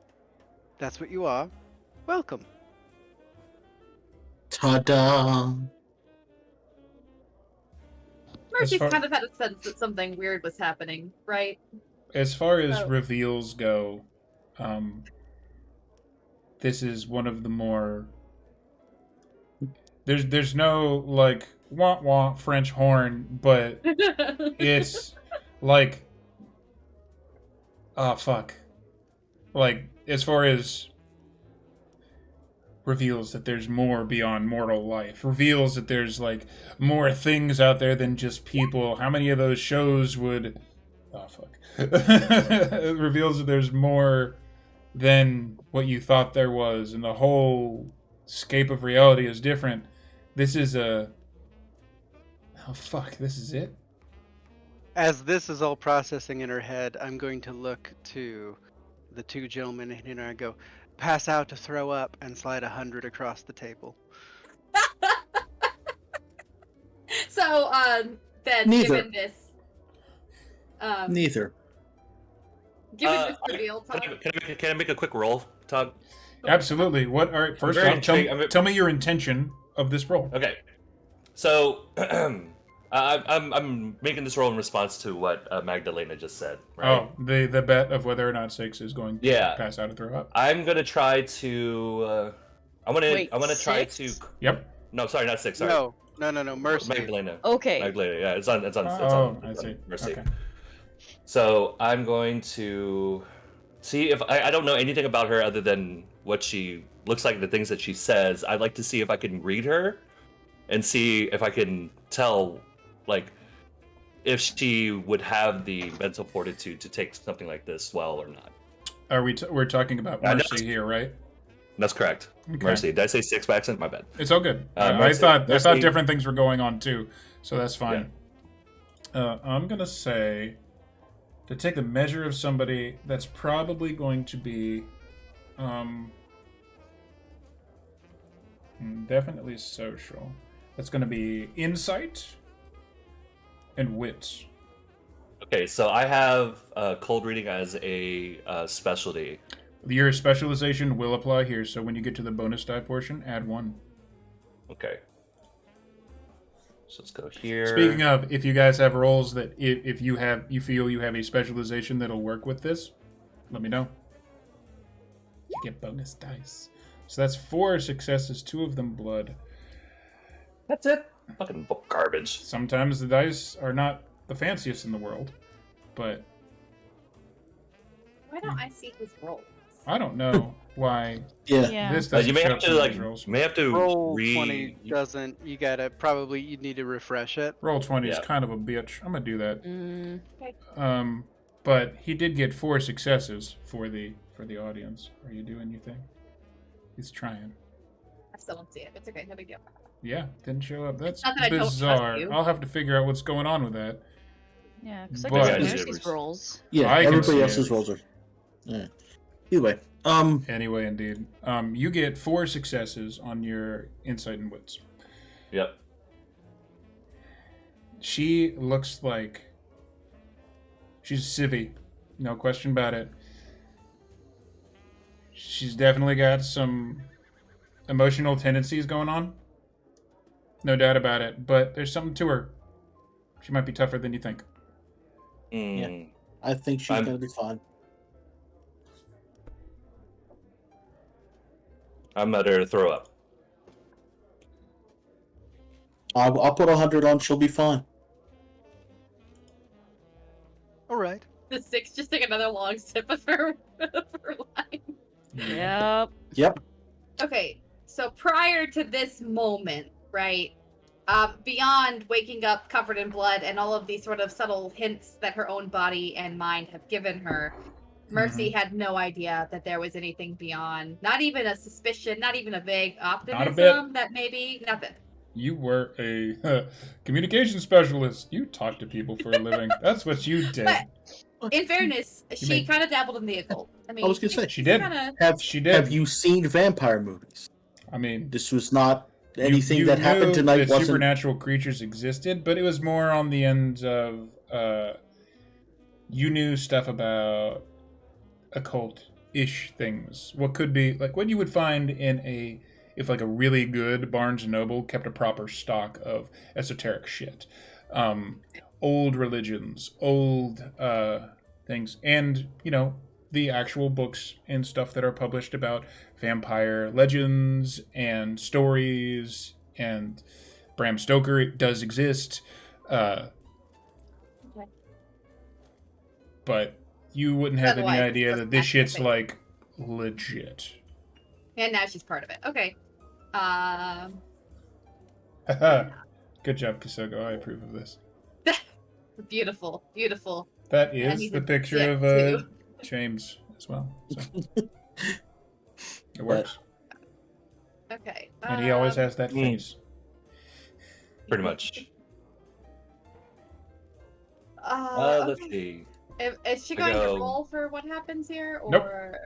Nope, you just you. Oh, cool. Okay, so she sort of looks around at these people again, placing money on like how she will react, and frankly, more than anything, it kind of pisses her off, right? But she's accustomed to like rude ass people. Like her job is literally in communications, Mm-hmm. and so You do get the idea, and she is aware because Roland flat out said it out loud and how they're behaving. They've seen this before. right. This isn't a new thing to them, even though it's a new thing to you. Right. And she's had all of these inklings all night, and it's not like she's been ignoring them. I think that perhaps she would pull out her chair because, she's been puking, and I don't imagine she did that sitting down because of you. Hmm. Pull her chair back out, sit down, drop her head into her hands, and go, motherfucker. Just one more time, but like so much emotion goes into this. Mm-hmm. What does Mercy appear to me as? Like, does she, like, is she white? Is she Latina? Mercy, if you give me a moment, I will probably be able to pull you up a visual reference to it. Kisa, you should be able to see it also on the. Oh no! No, that's very character specific. Nobody can just flat out see this stuff unless I give it to my them. little profile picture on the Roll20. See how it's got my little. I can't see that. I don't have that tag, That's so fine. I can't see it. I will pop out Mercy Grace, and I will. But to go with her picture, yeah, she's pale, but like freckle tanned. Really spends a lot of time in the sun. She's got like streaks in her hair from being out in the light. Oh, so she is white, but she is Mercy Grace look like American this. Yes.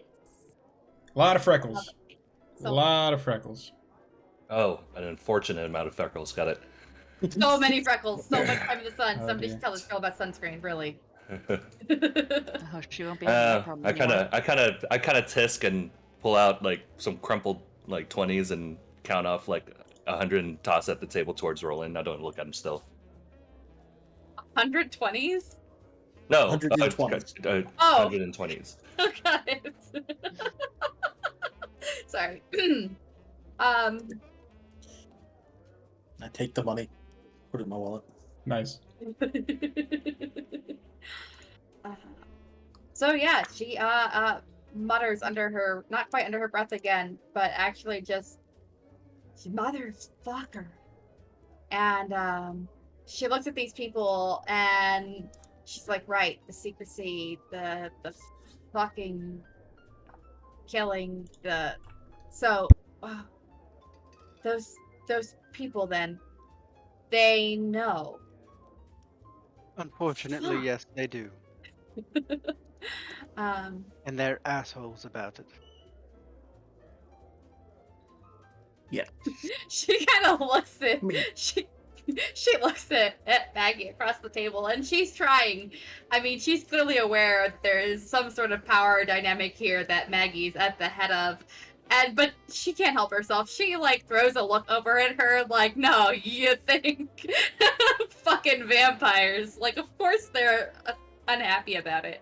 But then she like rubs her hands over her face again and takes a deep breath in, and she's like, so what does this mean for me and God, Well, like everything? Well, I don't know, but what do you want to happen?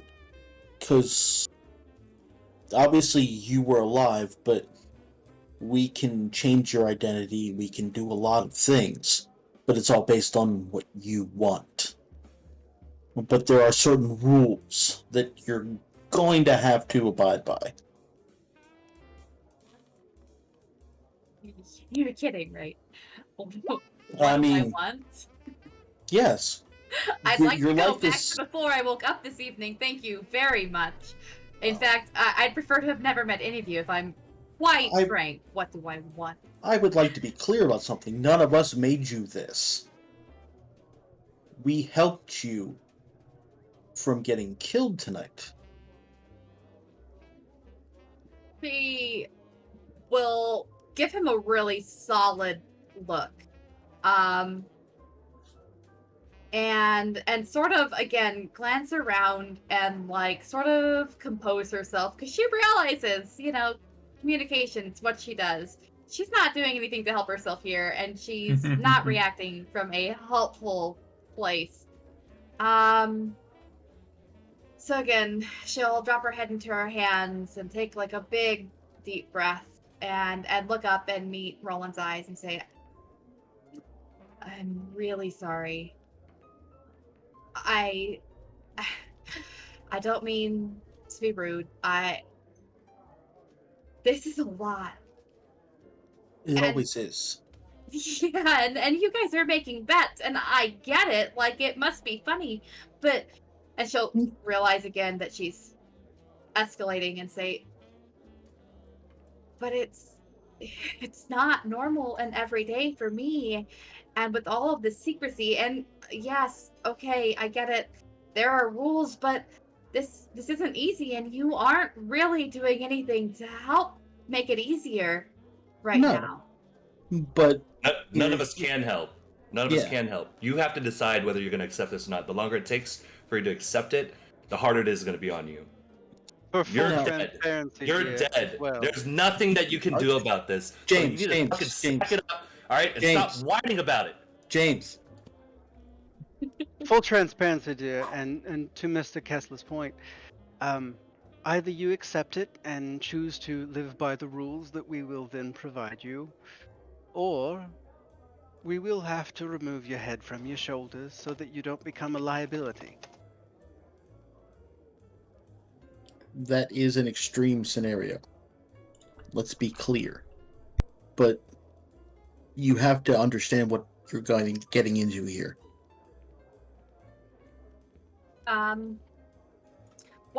What can Mercy pick up about the dynamics in this room? Again, clearly Magdalena has some sort of power, but James is clearly kind of a wild card. Roland is really leaning into the helpful act. Can she pick up anything about what's happening with these people? Let's see. You're picking up, basically, this isn't a role required situation. The dynamics that you're picking up are right about right. Magdalena is trying to control the situation. Roland seems like he's just trying to help. James is, I don't want to say over it. I want to say he's being very blunt. And you are here, here's the end goal that you need to be, get there. I do seem very,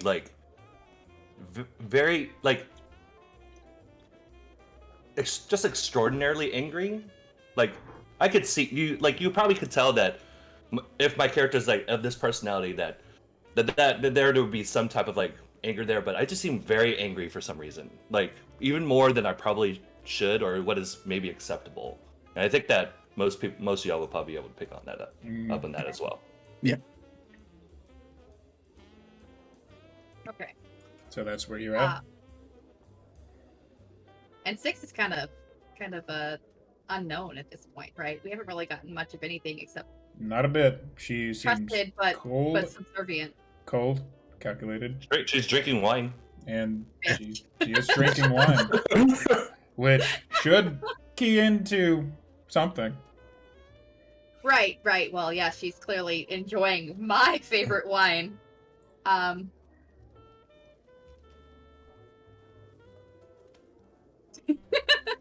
Okay, so, and James just yelled at her, which is fun. Yep. Okay.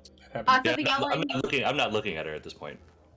right, no, super familiar with this dynamic. Okay, so, yeah, that will actually, I think, have helped her, oddly, just based, on her history with people.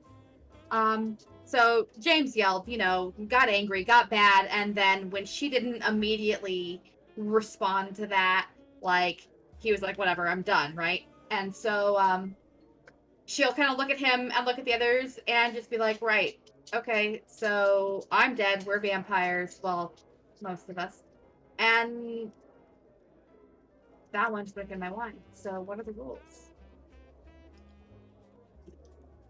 Well, And that's she'll, I a lot think easier than I she thought. would reach for her glass of wine, and then be like, "Oh no, never mind." Well, that went quicker. It's fantastic. Every now and then we get a good one. So That's Scott. basically, we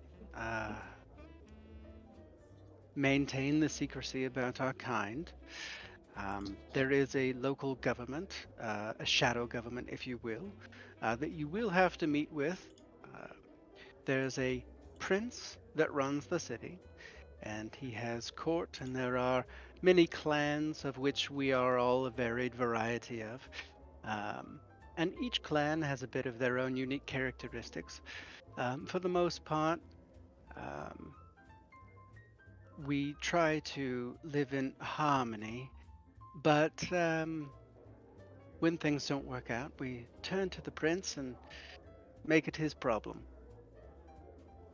I would say that, and I'll look down at my phone, at some point, rather soon, we will be getting a visitor, perhaps, or maybe a message regarding such. But for the time being, here in this building, in this room specifically, you are safe from all of our kind, any that would wish to do you harm, and from the prying eyes of the mortals that would otherwise hate your face. I extend to you these services for as long as they are needed within reason, and we'll be here if you have any additional questions. So that's it then? Don't The short version. tell? Right. Who would believe me? So here's the kicker on that. The wrong Um, people. Yeah. So I find it best to think of your turning, as it were, as your death. You should probably start a new life. We can help with that, but I would say goodbye to everything you knew about Mercy. Right.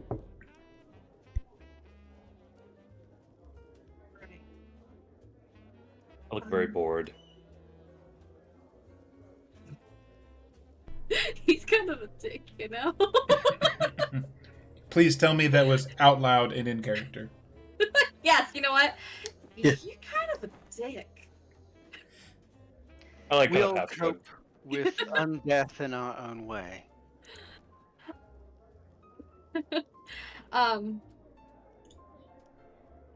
Right.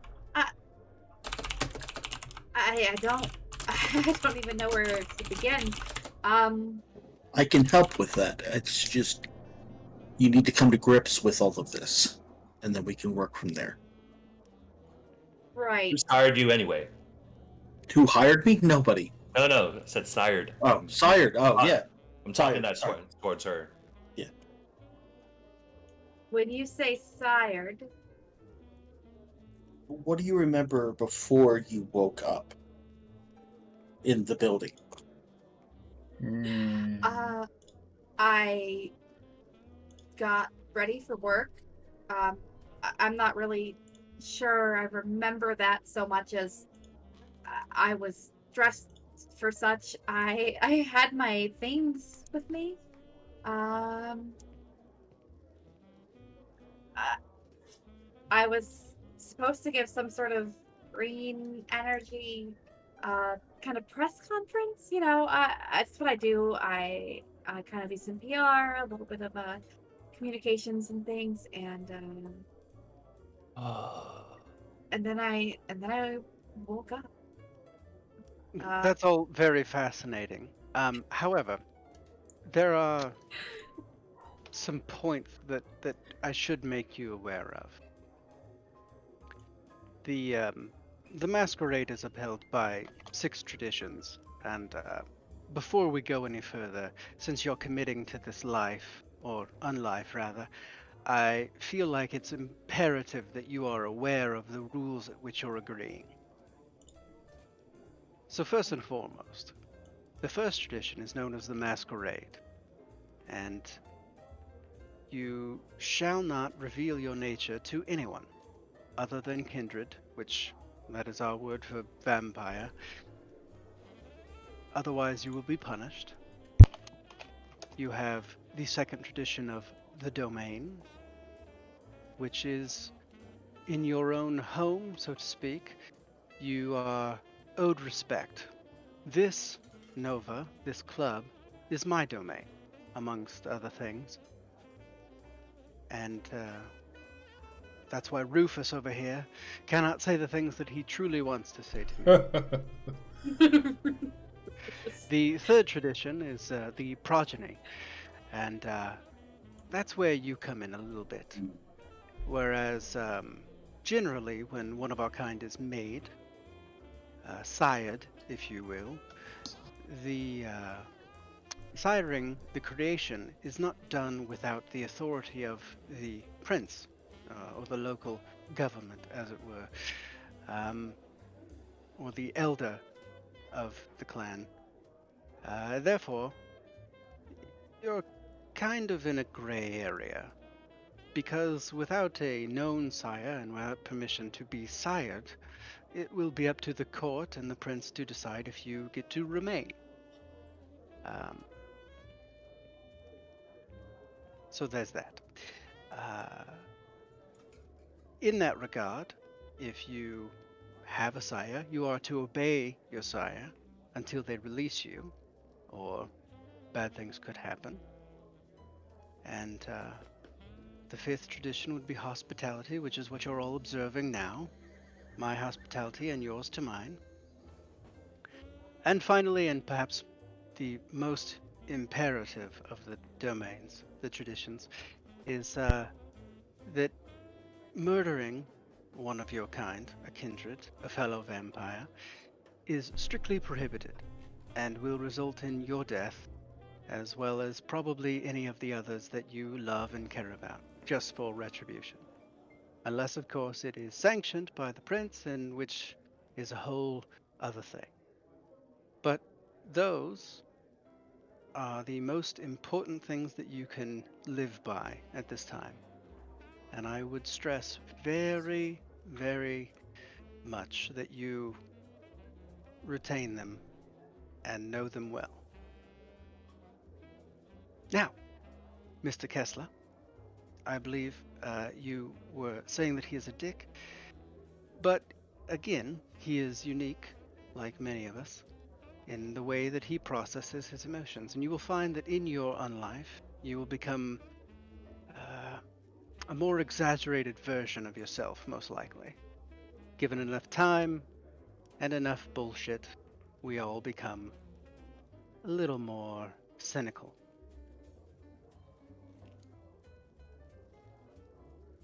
Great.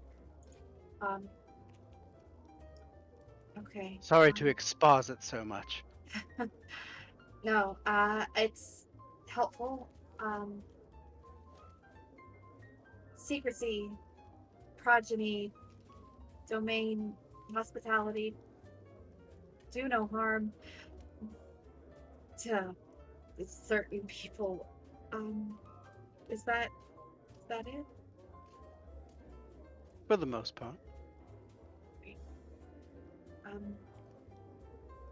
Fine, but I don't know what happened this morning. Afternoon. I really did just kind of wake up in that diner.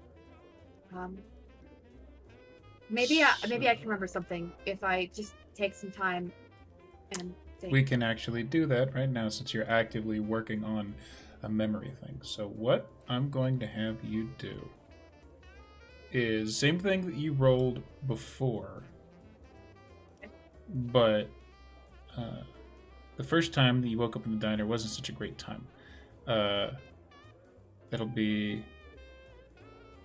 intelligence and composure. And if this character sheet doesn't allow you to do that, just roll the dots. That is, you have an intelligence and composure. And we'll see what we get. 3. Sorry, felt appropriate. Can you restart the music on your end, if you could? Because I had to reload my thing, and now it's not picking up the music. Yeah, I don't have music either, but I wasn't gonna bitch about it. I am. There you go. Thank you. Done. Now, with 3, there's a little more. You were hired by a larger corporation. You remember that. You remember that specifically because you remember that it was going to be a very nice payday. One of those names that you couldn't, it's right on the tip of your tongue, but you can't remember exactly the name of who it was that hired you to give a speech. You do recall that it was for a new plant that was coming up with some kind of new form of green energy. And you wrote a speech on it to give at the opening of it. Very PR, your usual kind of work. And it was kind of your usual gig. It's the stuff that you would normally get paid for. Come in, make talking points, go down the list, and deal with any weird questions that people had. It's just another gig and another good payday. Now, you remember going there, that first off, your speech was good. You remember that. You remember you were kind of proud of it. And then there were some protesters there, aside from the normal crowd of like hand clappers that you're used to. They looked like some kind of maybe environmentalists, something. You're not really sure. Had signs. You don't really remember what was on them with 3 successes. But you do remember some kind of explosion went off. And then you remember people screaming and running. You remember a few seconds after that, because you rolled less before. You get a little bit more now. There's an explosion, there are people running. You remember starting to run. And then there was just a sharp pain in your side. And you remember falling on the new fucking heels you bought for this fucking event. And you remember trying to get back up. And you remember, oh shit, I can't. And then black. And then the horror show that was waking up in the diner. Got it. That is what you remember. Okay. Right, so recalling these things now. Again, Mercy's a fan of the maneuver. So her head is in her hands again while she racks her brains. And when she lifts her head, she sort of once again tried to compose herself as best she can. Just sort of pulling together and putting on her PR face, for lack of a better word. And she's like, right, I'm not sure it's useful. I was hired for this opening of the green energy plant, and it wasn't super well received, but much as usual, that's why I have a job. I remember there was an explosion there at the diner. It was at the plant. It was at the plant? I'm sorry. You woke up at the diner. You have never been at that diner before. You woke up there. I misunderstood the drama. Mm-hmm. And that could be easily explained by befuddled memories there. But no, something blew up during your speech. Or, like, right as you finished it. And later you woke up at that diner and you did not know how you got there or why any of the things that had happened. Oh. Something happened at that speech. No, wait, no, I think it was, no, I think the speech went okay, but then there was an explosion, and I tried to get out of the way. People were panicking. Then I was hurt, and she'll like grab her side, which is fine, you know, presumably. And I fell. I tried to get up, and I couldn't get up. And then I was there at the diner. I don't even know how I got there. She'll kind of close her eyes and like really just dig in her brain for memory that just doesn't come to her. No, I don't know anything. Something must have happened after the speech, after the explosion. How did I? Where's my car? Sorry. Dude. What's Monster? You're welcome. Thank you. And actually, at that specific moment, where did I leave my car?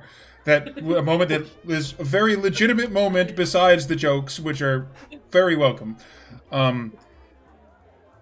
Behind Magdalena, there is a very familiar knock on the door, and then it waits for a minute because Will knows to wait. Come in, dear. The door opens. The bouncer or security man that you saw earlier steps in, shuts the door behind him so it seals. Ma'am, we have a visitor. Wanika is here Very and well. wishes to speak about tonight's events. I'll have to catch up on that later. Please. And if you could as well, is anyone thirsty? Anyone needing a drink? Other than I sick shake my water? head. No? No. No? Very well, I will wait till later. Never mind, that should be all, Will, thank you. He bows and opens the door, shuts it, and you're left alone for a few moments more. Now, before this gentleman comes in, I will caution you, Mercy, his appearance will be different than something you're used to. Try not to make too much of a note of it. This is part of that shadowy secret government that I was speaking to you about earlier, and it wouldn't be great for your first impression. Right. Pretend everything's normal, just like the rest of the evening. Right. Put on your PR face.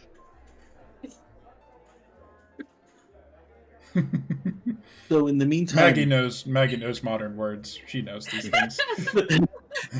so in the meantime, I'm gonna pull out my laptop Mm.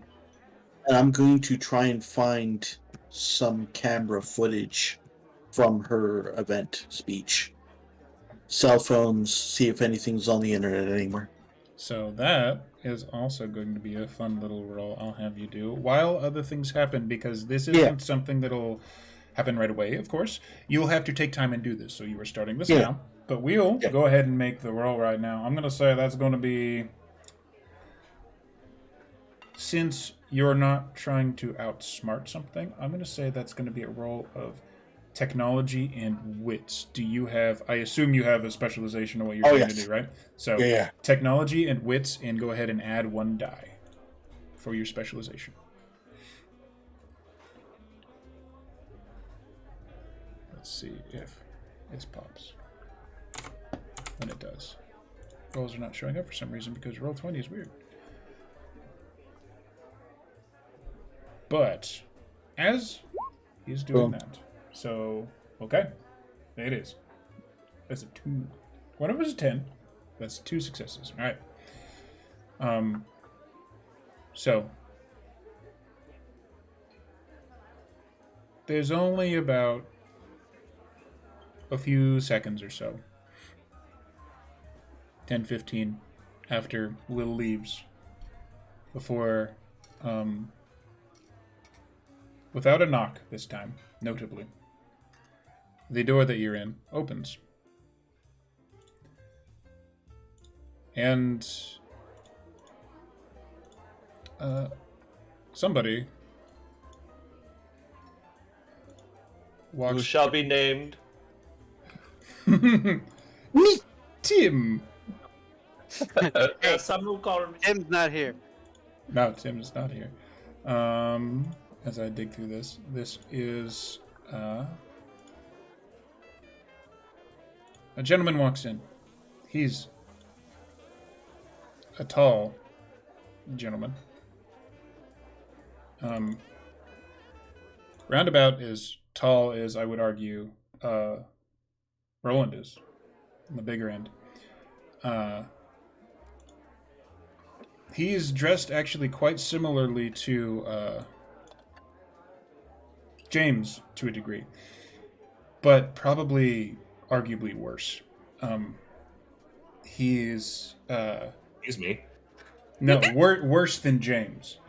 He looks like all of his clothes are very worn. James, you immediately clock that he has a army issue, like army green jacket with a hood pulled up. There's like a hoodie beneath it. Pants that are not really like BDU pants, but sort of.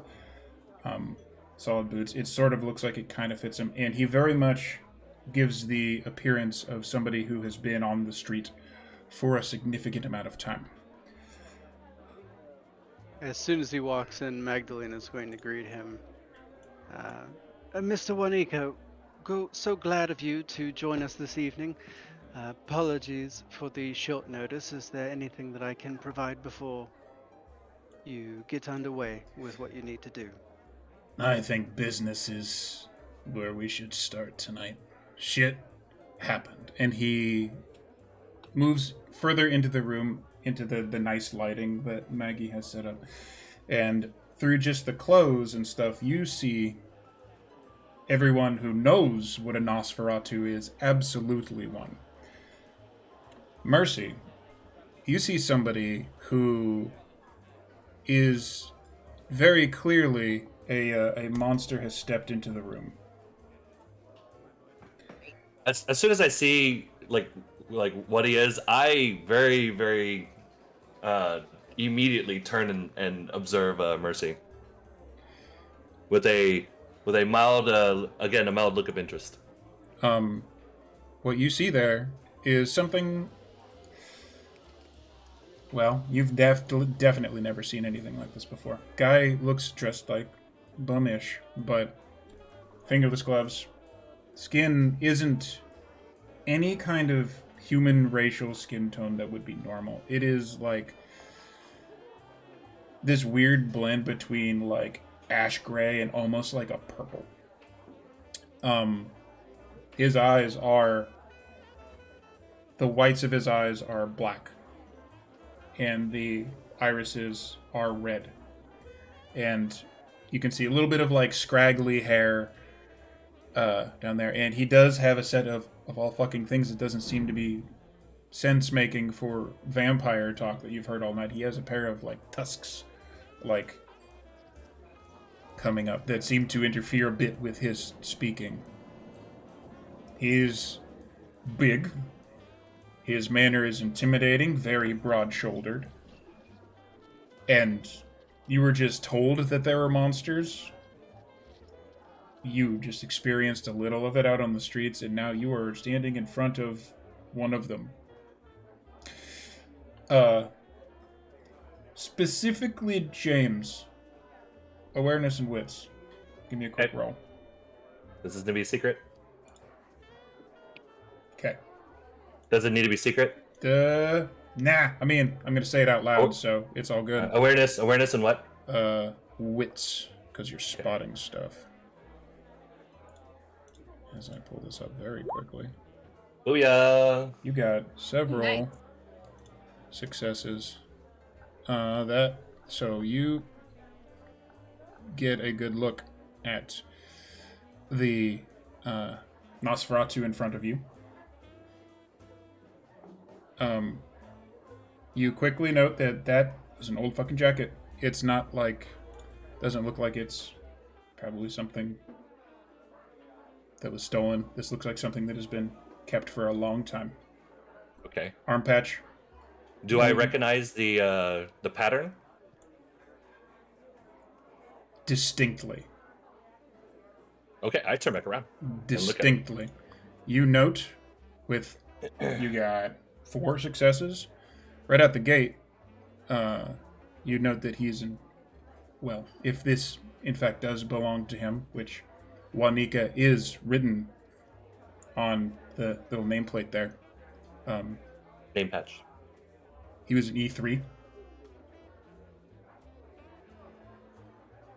That would be on his collar. Mm-hmm. Okay. Okay. And with... With 4 successes like that, you would also probably note... Let's see here. A little notable patch that... It's just a little symbol, but you would note it as a 4th Infantry Division. Okay.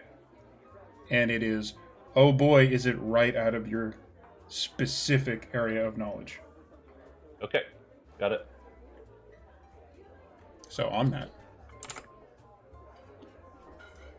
he steps in. Maggie, we keep having clusters. You're telling me, Wanika. I'm tired of being the one that's always cleaning them. Though I do love being ever so helpful. You do keep signing up for it. His voice is raspy. The teeth do definitely interfere with speaking, and it seems like he has the sort of voice that hasn't spoken a lot. Short version.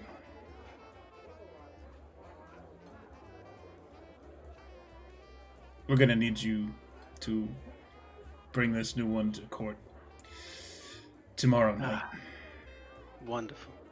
My favorite event of the season. Mm-hmm. And the Nosferatu turns and gives glances to Roland and James. And does make a note of, you two were waiting for your night at court. It's been moved up in light of recent events. Do you... I gotta ask, Maggie, do you know who got hit tonight? Are you aware? Well, I was still waiting on some information to come in, but if you have anything that you'd like to share, I'd love to hear it. Information is a bit of my thing, so yeah. That energy plant blew up. Mm-hmm. That's Ballard Industries. Oh no! Excuse me. So That's a very tizzy with the unfortunate. Ventru right now. That's very unfortunate. I'm sure that he will be most displeased with this information. Mm. Oh, yes. 6, could you remind me to send a card to Mr. Ballard later? My condolences. Okay. I just look up and go, back to typing. So, yeah, we're into some shit. We haven't been in shit for a little while, and I liked that. It was a nice couple of months. Quiet. He glances around, and very inhuman eyes stop on Mercy. He's the big, scary motherfucker. He's got one of those stances where you're not really sure if this is just how he stands or he's ready to just lunge across the room. He's just a big guy. He's got to be like round 6.5 tall. The baggy clothes and the big hood only seem to add to it. I think that apart from her, anybody who was paying very close attention to her as he entered the room probably would have caught like a moment of sort of glazed distance in her eyes as he entered, and she like processed what he looked like. But then she would absolutely do her best to give no response. Beyond like a polite nod when he made eye contact or when he looked her way. Clearly she is the source of many of the problems this evening. And so when his gaze lands on her, she'll give a sheepish like, yes, sorry. I don't know what's going on either. But she won't say anything, she'll just... He takes a moment. There's like one of those almost awkward, like full 2 seconds of somebody looking at you like they're deciding what to say to you, and you're not really sure if you're comfy with them looking at you sort of moments. And So then every day for a woman. he seems to decide on, you're new, right? Yes. Quite. Welcome to the clusterfuck. Any advice? Show respect tomorrow night, and you'll probably have a chance to figure it all out. I'll keep that in mind, thank you. He actually smiles a little bit. Or what passes as. What passes for a smile? Like, his mouth is the same shape as everybody else's. There's just fucking, like, full-blown tusks sticking out of them. So it's definitely unnerving, but I think she'd go out of her way, just for a little bit of snideness, and she'll say, I appreciate your kindness. there's actually a little moment there. He's got weird features, but you notice they're locked in what probably passes for resting Nosferatu face. It's intense. It's kind of like intimidating and growly and stuff. But when you give him that just minuscule point of kindness, you see a little bit of softness come to the eyes. Almost like that kind of back when you could drink it, like when you finally had that first coffee in the morning sort of thing. We're like, oh god, okay. Okay. And he just gives you this little nod. You might be fine. Good luck. And he turns and heads back towards the door. And it stops again. Looks at Maggie. This keeps happening in your neck of the woods. You sure this is what you wanted to sign up for? You know me, always happy to help. From soft to this weird sort of like manic glee comes to his head. Or into his eyes. Just... And without saying it out loud, Nosferatu gives you a look that reads, "You crazy bitch." Before he just opens the door, walks out. And Mercy, as you see this dude walk out into the little bit of shade, he doesn't even round the corner. He literally fades from your fucking sight, with the door still open. He walks out, and as he passes from the edge of a light into just a little bit of like unlit shadow out there, he fucking disappears like a ghost, leaving the door slightly ajar. Now that he's gone, a little bit more tense in her seat, she'll just wait, not really sure he's actually gone, right? And just Not perhaps unwise. spin her wine glass that she can't drink, and just give it a little swirl in her glass, while she waits for something to make sense. Please, anything, dear lord. That's about right. I'll have to send Ballad some water lilies. I believe that's the flower I'm thinking of. Along with the card. Yes. Sorry, lost in thought. So, just making it clear to both our viewers and probably other players who don't know, I believe James and Roland, you have no fucking idea who that is. And I assume are wearing expressions that belay the same. No, fucking Ventru. I'm just fucking Ventru. I'm just mouthing the word. My character's very tense. I don't. Yeah. I'm just looking at the door from where that dude had left.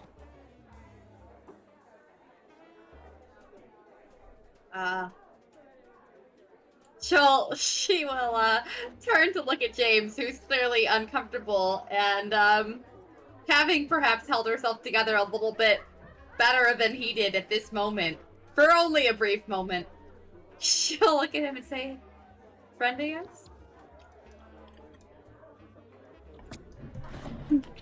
My character leaps to his feet. So, before anything else happens, I want to pause and just go, for somebody who doesn't know anything about this fucking game at all, you're really good at this. Yay! Unpause. Please resume.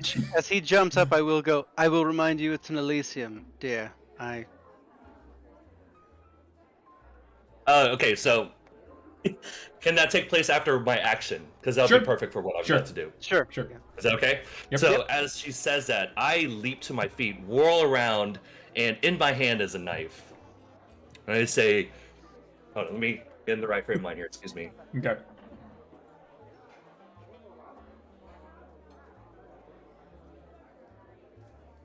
Okay, hold on. Summoning the mojo. So very, very low and almost guttural. I'll scream at her. At Mercy or Maggie? No, I'm pointing. I'm whirling and I'm pointing my knife at her. At Mercy. Right? Yeah, at Mercy. Okay. I say, "You shut up! You have no idea what you're talking about." You have a knife in your face. So Mercy, who was kind of tense and then kind of a bitch, will lean back in her chair, just kind of out of the range. Is anybody else seeming concerned about this? Not really, right? I mean, Maggie's just like, Roland looks like it. But Roland does look a little tense, that's true. Everybody else looks fine. So she'll lean back and go, "Not the first man that's held a knife to me like that." Dear, you might not want to keep going down that road. I will remind you both that this is my domain. And on that, I will slam my hand on the table, and everyone will hear my voice fill their mind and their ears and every other part of them. Are you using a discipline right now? I am using the voice of Hardstadt. Okay. I want you to tell me what that does, and if you need to make a rouse check for it. I don't believe I need to make a rouse check for it, but give me one moment, dear. Character sheets are different. Yep. If need be. Let's see if we can I will. All right, let us know what we need to roll. We might You don't need not to roll, roll anything. anything. It just happens. I'm pasting it into the chat. All right. Okay. Yeah. Allows you to speak over any noise and draw attention, whether in a buzzing meeting room or at a rave. Something in your voice allows others to hear you, whether they go to pay attention. Depends on what you say. So, over any noise that would be here, this voice radiates. I've always hear imagined it as like Maggie. a ringing that appears, and then it's just my voice in your mind. Can I make a roll for if my hunger increases? Not necessarily if you aren't using any disciplines or anything like that. There's I'm not. nothing. Yeah. You being pissed doesn't necessarily raise the beast. Okay. All right. Cool. If you So are doing actions and stuff that might make that happen, you haven't done that yet. You are still the master of yourself, or at least the beast right now. If you were the master of yourself, that's a whole different story. Okay. So in your minds, it sounds like a trembling almost, like a wave is washing over you. And in Magdalena's soft voice that you've heard all night, there's a sharpness to it as she says, I will remind you, this is my domain. And here in my domain, you will respect Elysium, and you will refrain from any violence or aggravation towards one another, or I will be forced to intervene. This is your one and only warning. My hand after I yell, my hand is like my hand with the knife that's pointed at her is trembling, right? Because there's a lot of I'm just very very tense. As Magdalena speaks, I'll start to it starts trembling less. I start calming down, but the anger doesn't leave my face. But I still stay standing. I'm still pointed. The knife is still pointed at her. Okay, so as James is looking at Mercy, at this point, her chin is sort of raised, and she's like giving him a very pointedly, intently neutral face. But you can see peeking out of her shirt that there is a very long, thick scar across her chest. So this knife really isn't doing what she expected it to do. Because she kind of has this understanding that you're not gonna hurt her here, and if you do, I mean, what's the worst that could happen? She already died once tonight, and so she does not do anything further to provoke, but she just kind of lifts her chin and levels a very neutral look at you. So I stare at her for a minute. Let me just do it this way. So I stare at her a minute. My knife is leveled at her.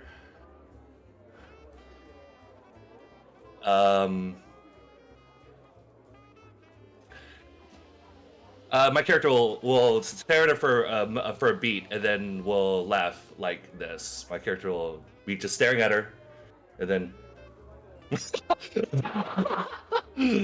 you're dead to me, and I storm out of the room. Oh shit!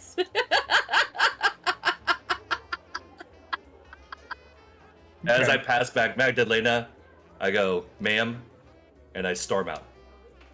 Mr. Kessler, I'll remind you that until tomorrow evening's court, you are my ward. I stop, and I toss over my shoulder. Don't worry, your precious rules will not be broken. And I leave. 6, would you do me a favor and make sure that Mr. Kessler is looked after? Oh, I would be delighted. Thank you, dear. Shit's getting tense. Shit's getting tense. James Now- has left, and I assume he is leaving the building. Yep. Just to clean up how James is exiting the scene, because after you're out of here, this is probably going to be the end of the role play for you this evening, because we don't. Yeah, because really I'm out of it. Yeah. In what manner does James get out? Like, how does he leave, and does he go to his usual haunts? What is going to be the conclusion for James for the evening? When I leave the room, I sheath my knife, or slip my knife back where the sheath is under my shirt. I jam my hands in my pocket. I and pull the hood over my pull my hood over my head, and Looking then I remarkably similar to someone else who has been in the room tonight. Now, and and then I kind of like storm out of the building. I just go front, the back. the way we came, because that's the way that we most recently came into the building. Okay, so you would be exiting through the back door, not approaching the general human crowd of the jazz club. You're going out the back door where no one's really going to see you. Yeah. Okay. I don't want to put myself into any weird position or anything like that. So On the way out, you see Will again, the bouncer and presumably servant of Maggie. He doesn't get in your way. He sees you approaching, and before you can make it all the way down the hall, you see him hit a key card on the door, pushes the bar and like opens it so you can leave, and just kind of holds the door open for you and nods as you go. I ignore him. Okay. And I leave. And what I do at this point is I go back to my haven. I will be messaging you about some stuff that I will be needing to roll. Okay. That'll be definitely fun to do off screen. Okay. Okay. So yeah. The door shuts behind him, and Nova is secure again. Did you ever close that door behind either of the people as they left? As Juanica left it open? Not yet. I don't believe. Okay. So it's still just hanging open, and we got 4 people in a room. Once he's gone, not a super visible change, but if they are still studying her, she like resettles and clasps her hands in her lap. But her hands, once they get there, are definitely shaking just a little bit. But there's no reflection of that on her face. If you can't see her hands, or if you weren't paying attention, you wouldn't notice. Got it.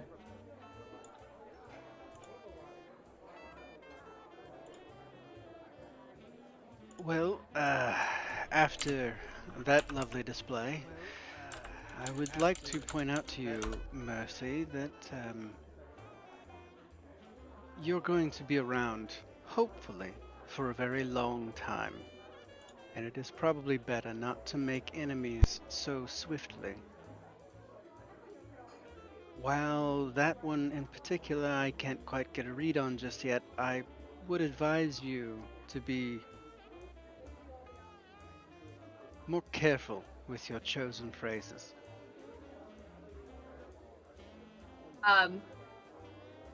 Not quite looking ashamed. She will once again give like a kind of nod of acknowledgement. Right. I suppose I will have to become accustomed to some new rules of etiquette.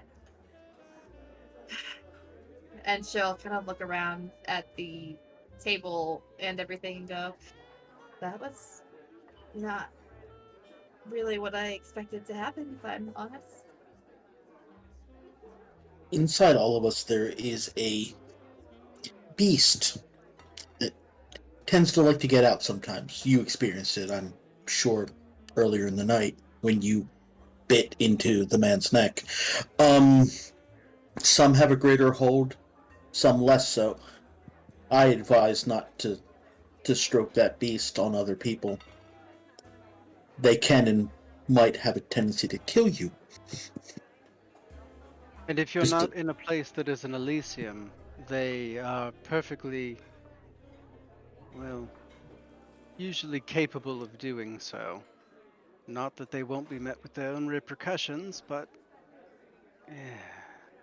And Mercy, when they're talking about that, even though you've sated your hunger, and you're currently at hunger 0, which is pretty nice, you do hear a faint thing. It's not really hearing. It's more like a thought unbidden. Almost like the devil on your shoulder could actually speak back to you and you hear, not hear, but you feel an emotion that is an equivalent of, oh, he's overdone, of let them try. Oh, wow, that's not helpful. Oh, no. We got cams that are down. Give me a second. Sorry, I did it. It's Or I okay. did something. Oh, look. Forehead cam. Awesome. Yep, things Love are it. weird. Things are weird. I was about to say, where Right, did I right. go? Right. And it's okay. Everything's fine. We don't need Kiso. We're going to. There it is. Cool. All right, There it it is. fixed Sorry, itself. that was You're all good. good. But Yeah. yes, you have this. There's a quiet feeling of rebellion at that. Fucking Right. let him try. Very cool. Her hand's still in her lap. Hmm. At this point, Magdalena will turn to Roland, and she will say, Roland, Yes. it would appear that you're at least more attuned to technology than myself. And as your overall demeanor this evening has pointed that you might want to assist in some manner, I give you use of this facility and the resources within it to conduct any research that you might need into the events of this evening and to protect the masquerade as needed. If you should require anything that is not here within this room, you may speak to Will on my behalf. Yeah, I think I should be okay with what I have here. If something more needs to be done, I have things back at my place to take care of things in that fashion. Programs, and this is just a mobile area. I understand so little about it that you're basically wasting your time entirely. The other point of business, Mercy, you'll be staying here tonight in this room. In the back, there is a washroom if you would like to wash up. But you will be under my protection this evening, and thus here under guard. Right. Okay. I think perhaps should I have an opportunity, some lessons in etiquette might be reasonable. I can certainly provide those for you. You would be wise to observe a higher level of etiquette tomorrow at court. Yes, that exactly. Just a A little PR, coaching. a PR thing you do. Just go with that. It's a little harder than usual given the circumstances. Oddly enough. Old habits. There's a phrase with that. Old habits that die hard. Yes, and she kind of catches herself once again, stepping perhaps out of place, and will just kind of stop speaking at that point and nod and decide, silence is probably her best option. Learned her first lesson so fast. You threaten someone with murder, and It changes the man, you know. Well, things are in motion. Should you have any less etiquette related, or, sometimes my former childer would ask me some of the most silly, ridiculous vampire related questions. She would go on and on about movie references that unfortunately I was forced to watch. And That I've happened, everybody. come to understand the value of processing this information through the lens of the modern view of what a vampire is. Is there anything that you would like to ask that might seem silly or less important? I find that it's probably beneficial for you. She doesn't even have to think. She's like, did we sleep? You will sleep during the day. When the sun rises, your body will enter basically a catatonic state, which is why you need to be somewhere secure. It requires a marginal effort of will to remain awake during the daylight hours. But I assure you that you will be kept safe and secure here in this room. Right. And I suppose all food would be about as bad as my wine? Yes, you may be able to, depending on your lineage, so to speak, be able to keep it down for a small amount of time, but it will require a good deal of effort on your part, and it is usually best to just avoid it if at all possible. In some circumstances where pretending to be living is useful, it might be worth the expenditure, but I prefer not to indulge in that aspect, for the aftermath is usually messy and ruins my clothes. Right. And she'll look down at herself. But with the successes that you made there, you managed to get it all in a basket. You're good there. One thing, exactly one thing went right tonight. Yes, And that's the it. only thing in 2 games that went well for her. And then she'll, after kind of examining her clothes for traces of puke, we'll look back up, and if I could ask a more personal question? Certainly, dear. Anything? If you don't drink wine, why the very fancy wine cellar? Well, Appearances. there's that. Yes, As he thank types you, away. Roland. There is the matter of I don't always exclusively host kindred clientele in these rooms, though it has become more and more that. But additionally, this is just some of the collections that I've gathered throughout my life, and you could look at it as a bit of a bank of sorts for some of my wealth. He thinks about that for kind of a long moment. Kind of processing the amount of time it may take to come to the collection where, This you is know, one of 4 rooms that you've passed. with, you know, where, and to be willing to just pop open a $500,000 bottle of wine, to literally watch somebody throw it back up. And as it sort of settles into her brain, she will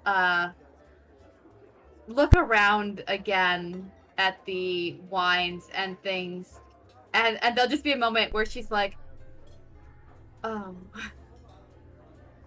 right.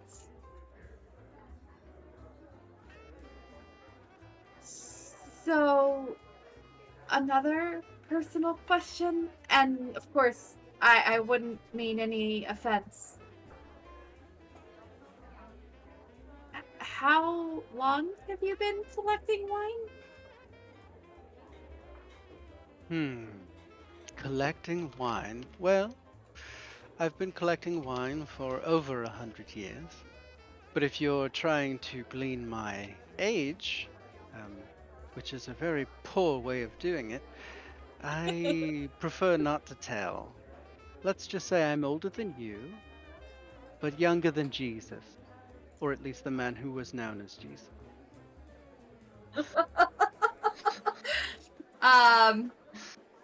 A flush will come across her cheeks if such a thing still happens. Wait, shit! No, She's a no. vampire. That actually brings a more serious question. No, he was a Feeling- lich, guys. Come on. Feeling that, would Mercy actually try to blush if she could?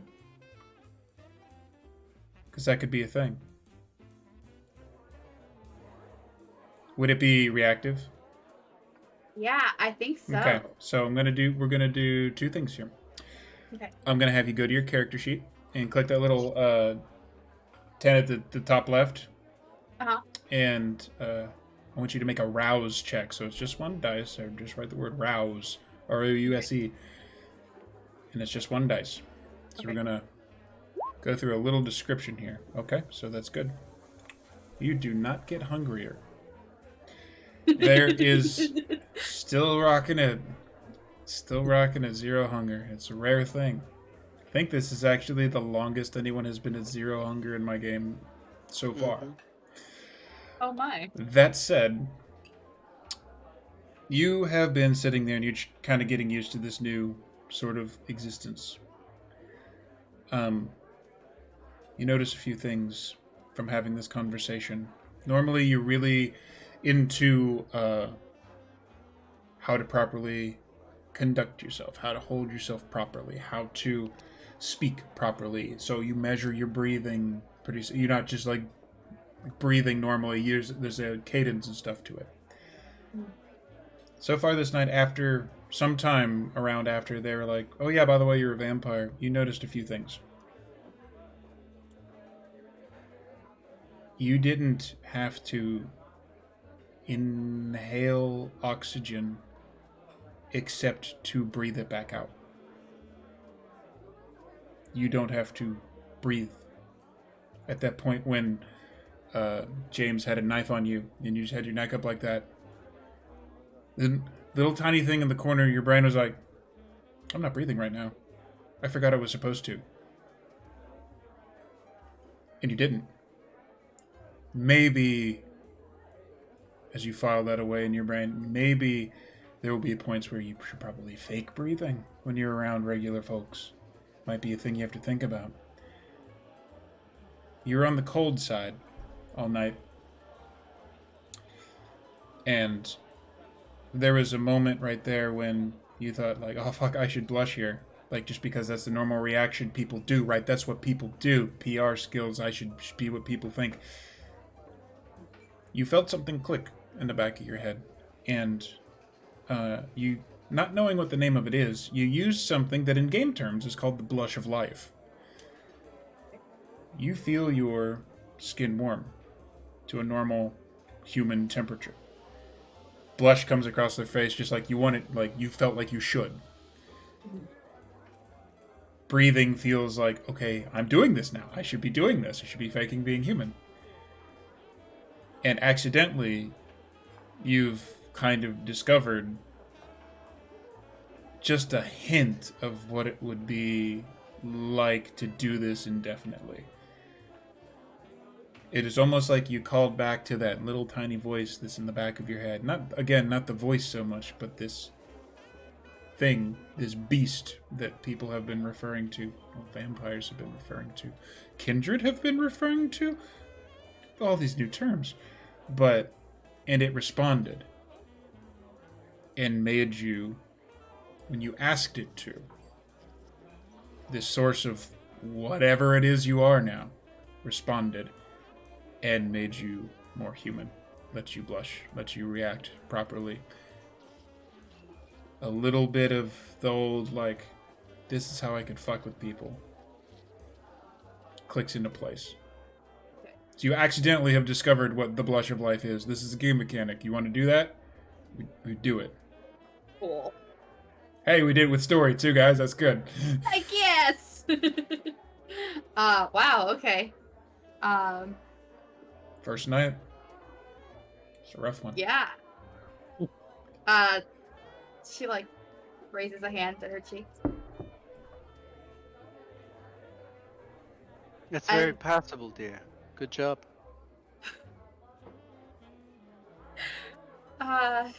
Thanks. You feel your heartbeat going in your chest like little bit of panic, and you realize, oh fuck, where was that before? Right. And then it speeds up a little bit more because you're actually a little nervous. Nervous. This is very more odd that it feels odd and that I didn't notice.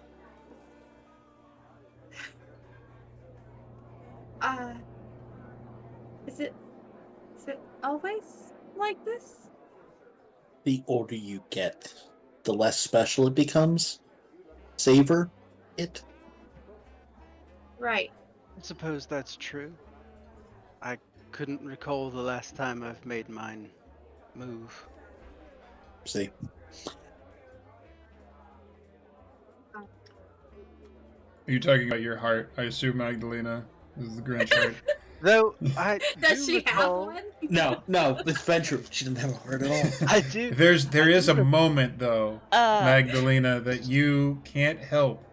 There's Yeah, a little stain on the floor, way back by the wine rack. There was one time recently. There was another heart that moved in this room, but that's neither here nor there. Well, I meant it's there somewhere.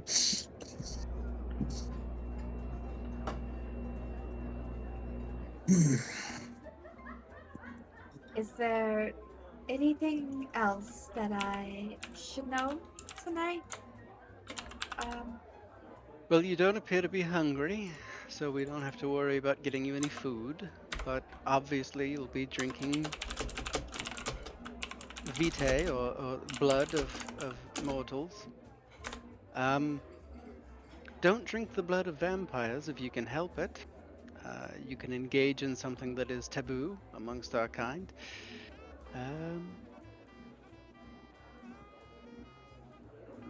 Other than that, I believe that you'll be right as rain, at least until tomorrow, where we discern your fate. Right. And that's just bad luck, I suppose, that I... Well, I'll put it this way. I've been through this once before, in a similar situation. And it worked out in the end for them. My childer, so to speak. And she still is amongst the ranks of kindred. She unlives as we speak. So it's not entirely unheard of that one such as yourself, that is Silas, is not given the opportunity to prove themselves useful. But that is what I would suggest you try and do. Prove yourself useful to the prince. When you meet him, regard him with esteem. Prove that you can be of use to him and not a burden. And that will give you the best chance that you can. Right. And what use does anyone have for another, really? What Everyone- can I offer? Everyone has skills. Everyone has unique qualities, just like every human does. The trick is to find yourself useful as a general thing. It doesn't have to be specific, and it doesn't have to be a great use. Just has to be Really something. good at PR. That is a skill. That is a skill. I would lean into that, dear. If you'll remember, one of our main tenets, the first tradition, is to keep the masquerade secret.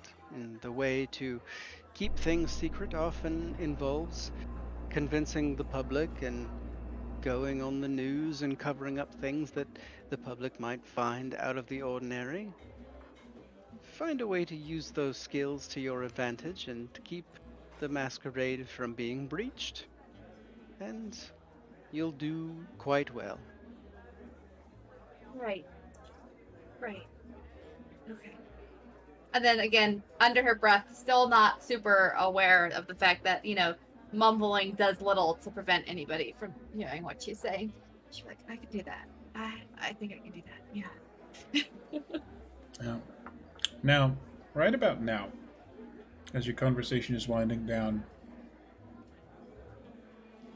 That'll be Mercy, Maggie, and Roland. And somewhere in the night, James.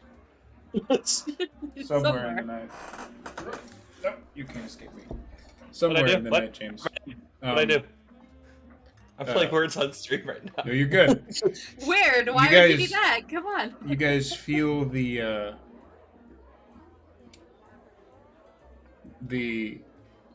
quickening rising of the sun. It's not here yet, but it's getting close. It's this little sense of tiredness, of weariness that just is the first warning sign that Kindred experienced that that it was probably time to find shelter. Yep. On that note.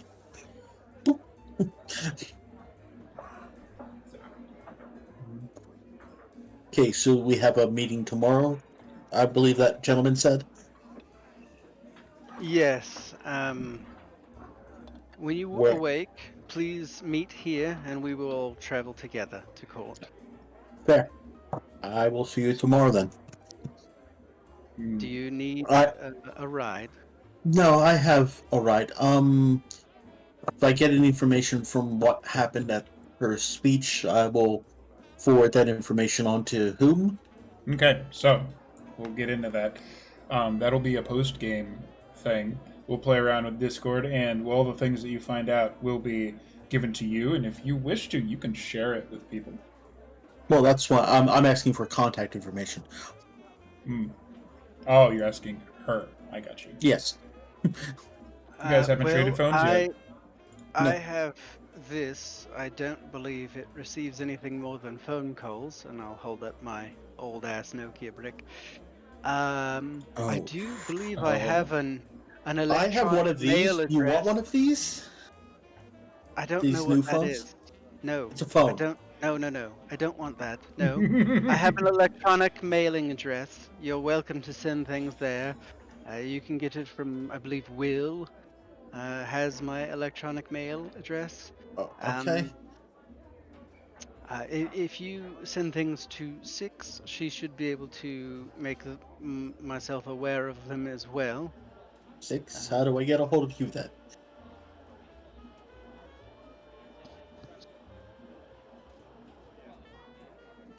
I'll be giving you my number shortly. Oh. Okay. I will wait then on bated breath while the sun rises. Contact information is eventually exchanged. Mercy is, well, I will give also Mercy my number. 6. Do you have a phone, Mercy? Six Yes, Six currently has has. it. yep. Oh yeah, forgot. 6 has your phone. Perhaps Six could add that in for me. Is it okay if I call you that? And then she realizes again what an asshole she's being. She's like, I'm sorry. I don't mean to. It's been a rough evening. Is she talking to 6? Yep. Yes, in Yes. general, yes. Oh. Yeah. I mean, 6 is fine. Well then I will get out of here. Have a good morning. You, Mercy, just calm. PR face. You'll be fine. I'm gonna go. Perfect. Have a good night. Okay. And I'm gonna leave. And I walk away. and I'm out. But how? Sparkles, do you walk away? flowers. Unlike most Toreador, he does not vogue his way out of the room. Jazz does not Sachet. fly with that very well. Sachet. So in the closing moments of the game, you do have a safe place to rest. It's all a little much, but you probably killed a dude tonight. You might have killed a couple people. You had someone pull a knife on you and you talk shit. And then you had some other people try to explain to you why all this is normal. And you may or may not have a screaming demon in the back of your head that wants you to drink everybody's blood. Mercy's got a I mean, as far as Tuesdays go, this is a little rough. But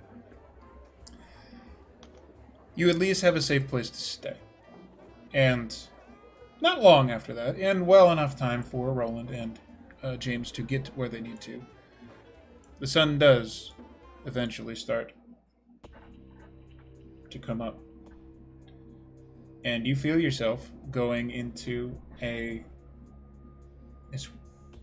Ever have one of those moments where you just couldn't stop yourself from going to sleep? Like, all right, it's going to happen in 5, 4, 3.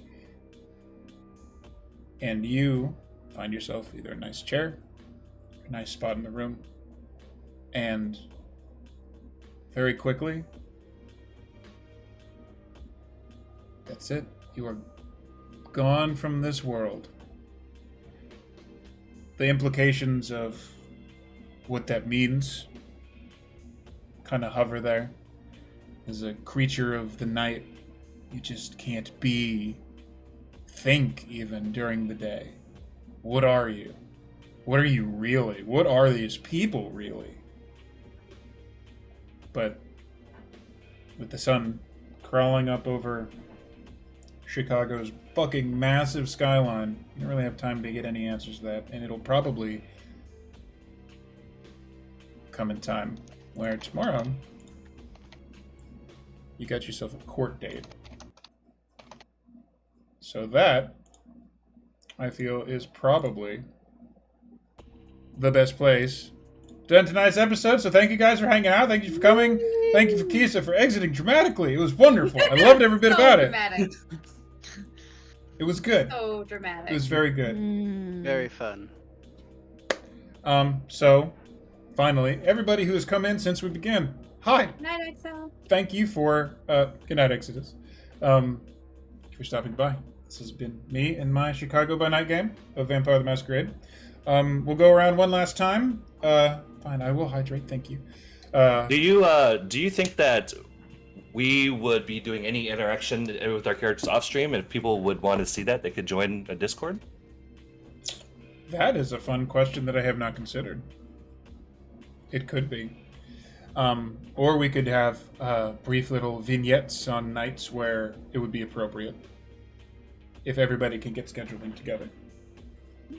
Could be fun. Cool. What's a schedule? Scheduling Right. is the end boss of tabletop role-playing games. That's what it is. BBG. Truly is. But yeah, so I'm Raetog. This is my game. Everybody, let's just go. Who are we rating? We're gonna We'll go. rate people. Shit. We're gonna go right to left. I mean, we're gonna go shit. Yeah, Right let's to go. left. Seamus, sir, who are you? What are you playing? And can people find you? Should they find you? What do you have to No, say they to should. them? They should never find me. Seamus or John. I'm playing Roland, Toreador. I've been playing for 20 years, 30 years role playing. Oh God, help me. Yeah. I'm not on the socials, so, but occasionally I play with Raetog when he games. Yep. So. Occasionally we'll do. Warhammer win. Sometime. Oh, we need to get some Yeah. fucking Vermintide going. That'll be. I can play. You can now. I can. Computer. Kisogo. Yes, sir. What I do? Who are I you? do Where it. can everyone find you? If your chat is still actually watching, talk about yourself to their chat and my chat, please. All right. I'm Kisogo. I'm playing James Kessler. He is a Malkavian, which is my first time ever playing Malkavian. So And that's you exciting. are fucking nailing it, I must say. Really. Yep. Oh yeah. I normally stream on Sunday, Monday, and Tuesday. Yesterday, due to the connection conflicts, I could not stream yesterday. I was at the Renaissance Fair. It was too bad. I really wanted to tour around and take people there. Oh, that'd be cool. The Renaissance. Yeah, it's awesome. I will be streaming later than I normally do. I normally stream, like I said, normally stream Sunday through Tuesday at 7 p.m. Central. But tomorrow I have a menu walkthrough with the chefs at the restaurant. If you did not and- know, Kisogo is a kick-ass bartender. I'm a mildly acceptable bartender.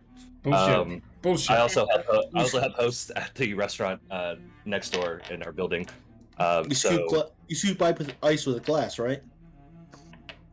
No, never do that. Just ask. I wouldn't do that. If I'm you a guys, possessed- anytime that you two appear on this game together, you will be right next to each other on my screen.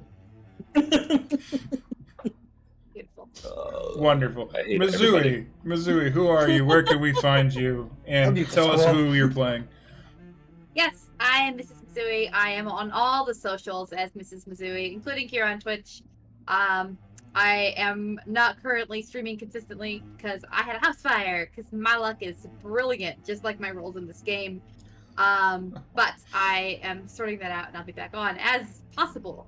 Meanwhile, I am Mercedes Grace, a wonderful sunshiny girl who really ought to be better at controlling her mouth around people, given her PR job. But Especially angry she people.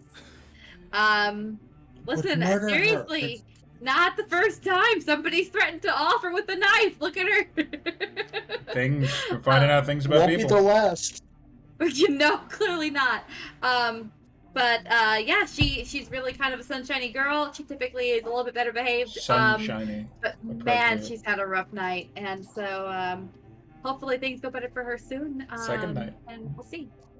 Matt, who are you? Yes, I am Matt. I play Magdalena, and you can follow me on Twitter at Matt of the H there at the bottom of my little picture. I'm really happy to be back in the bitch high heels of Magdalena this season. All right. And last and absolutely not least, wonderful wife. But before you start, it's past midnight. Happy birthday. Thank you. Birthday! Happy birthday! Thanks, I'm happy old now. Birthday to you. Birthday to that. She's here to say happy birthday too. Oh, Oh, Freya's here. Lovely. oh, happy baby. Yes, Tia, who are you? Guess I'm gonna bust open a beer for that one. Let's go. Hell yeah. Jesus. Hi, I'm Tia, also Jen. I am the wifey. I'm not is. on Twitch, although you will see me playing on some of Raetog's games sometimes. This is my second time playing Vampire with Raetog's campaigns. And I'm really, really glad to be a background character amidst all these angry vampires. Her last character was scary as fuck too. Oh, I miss her.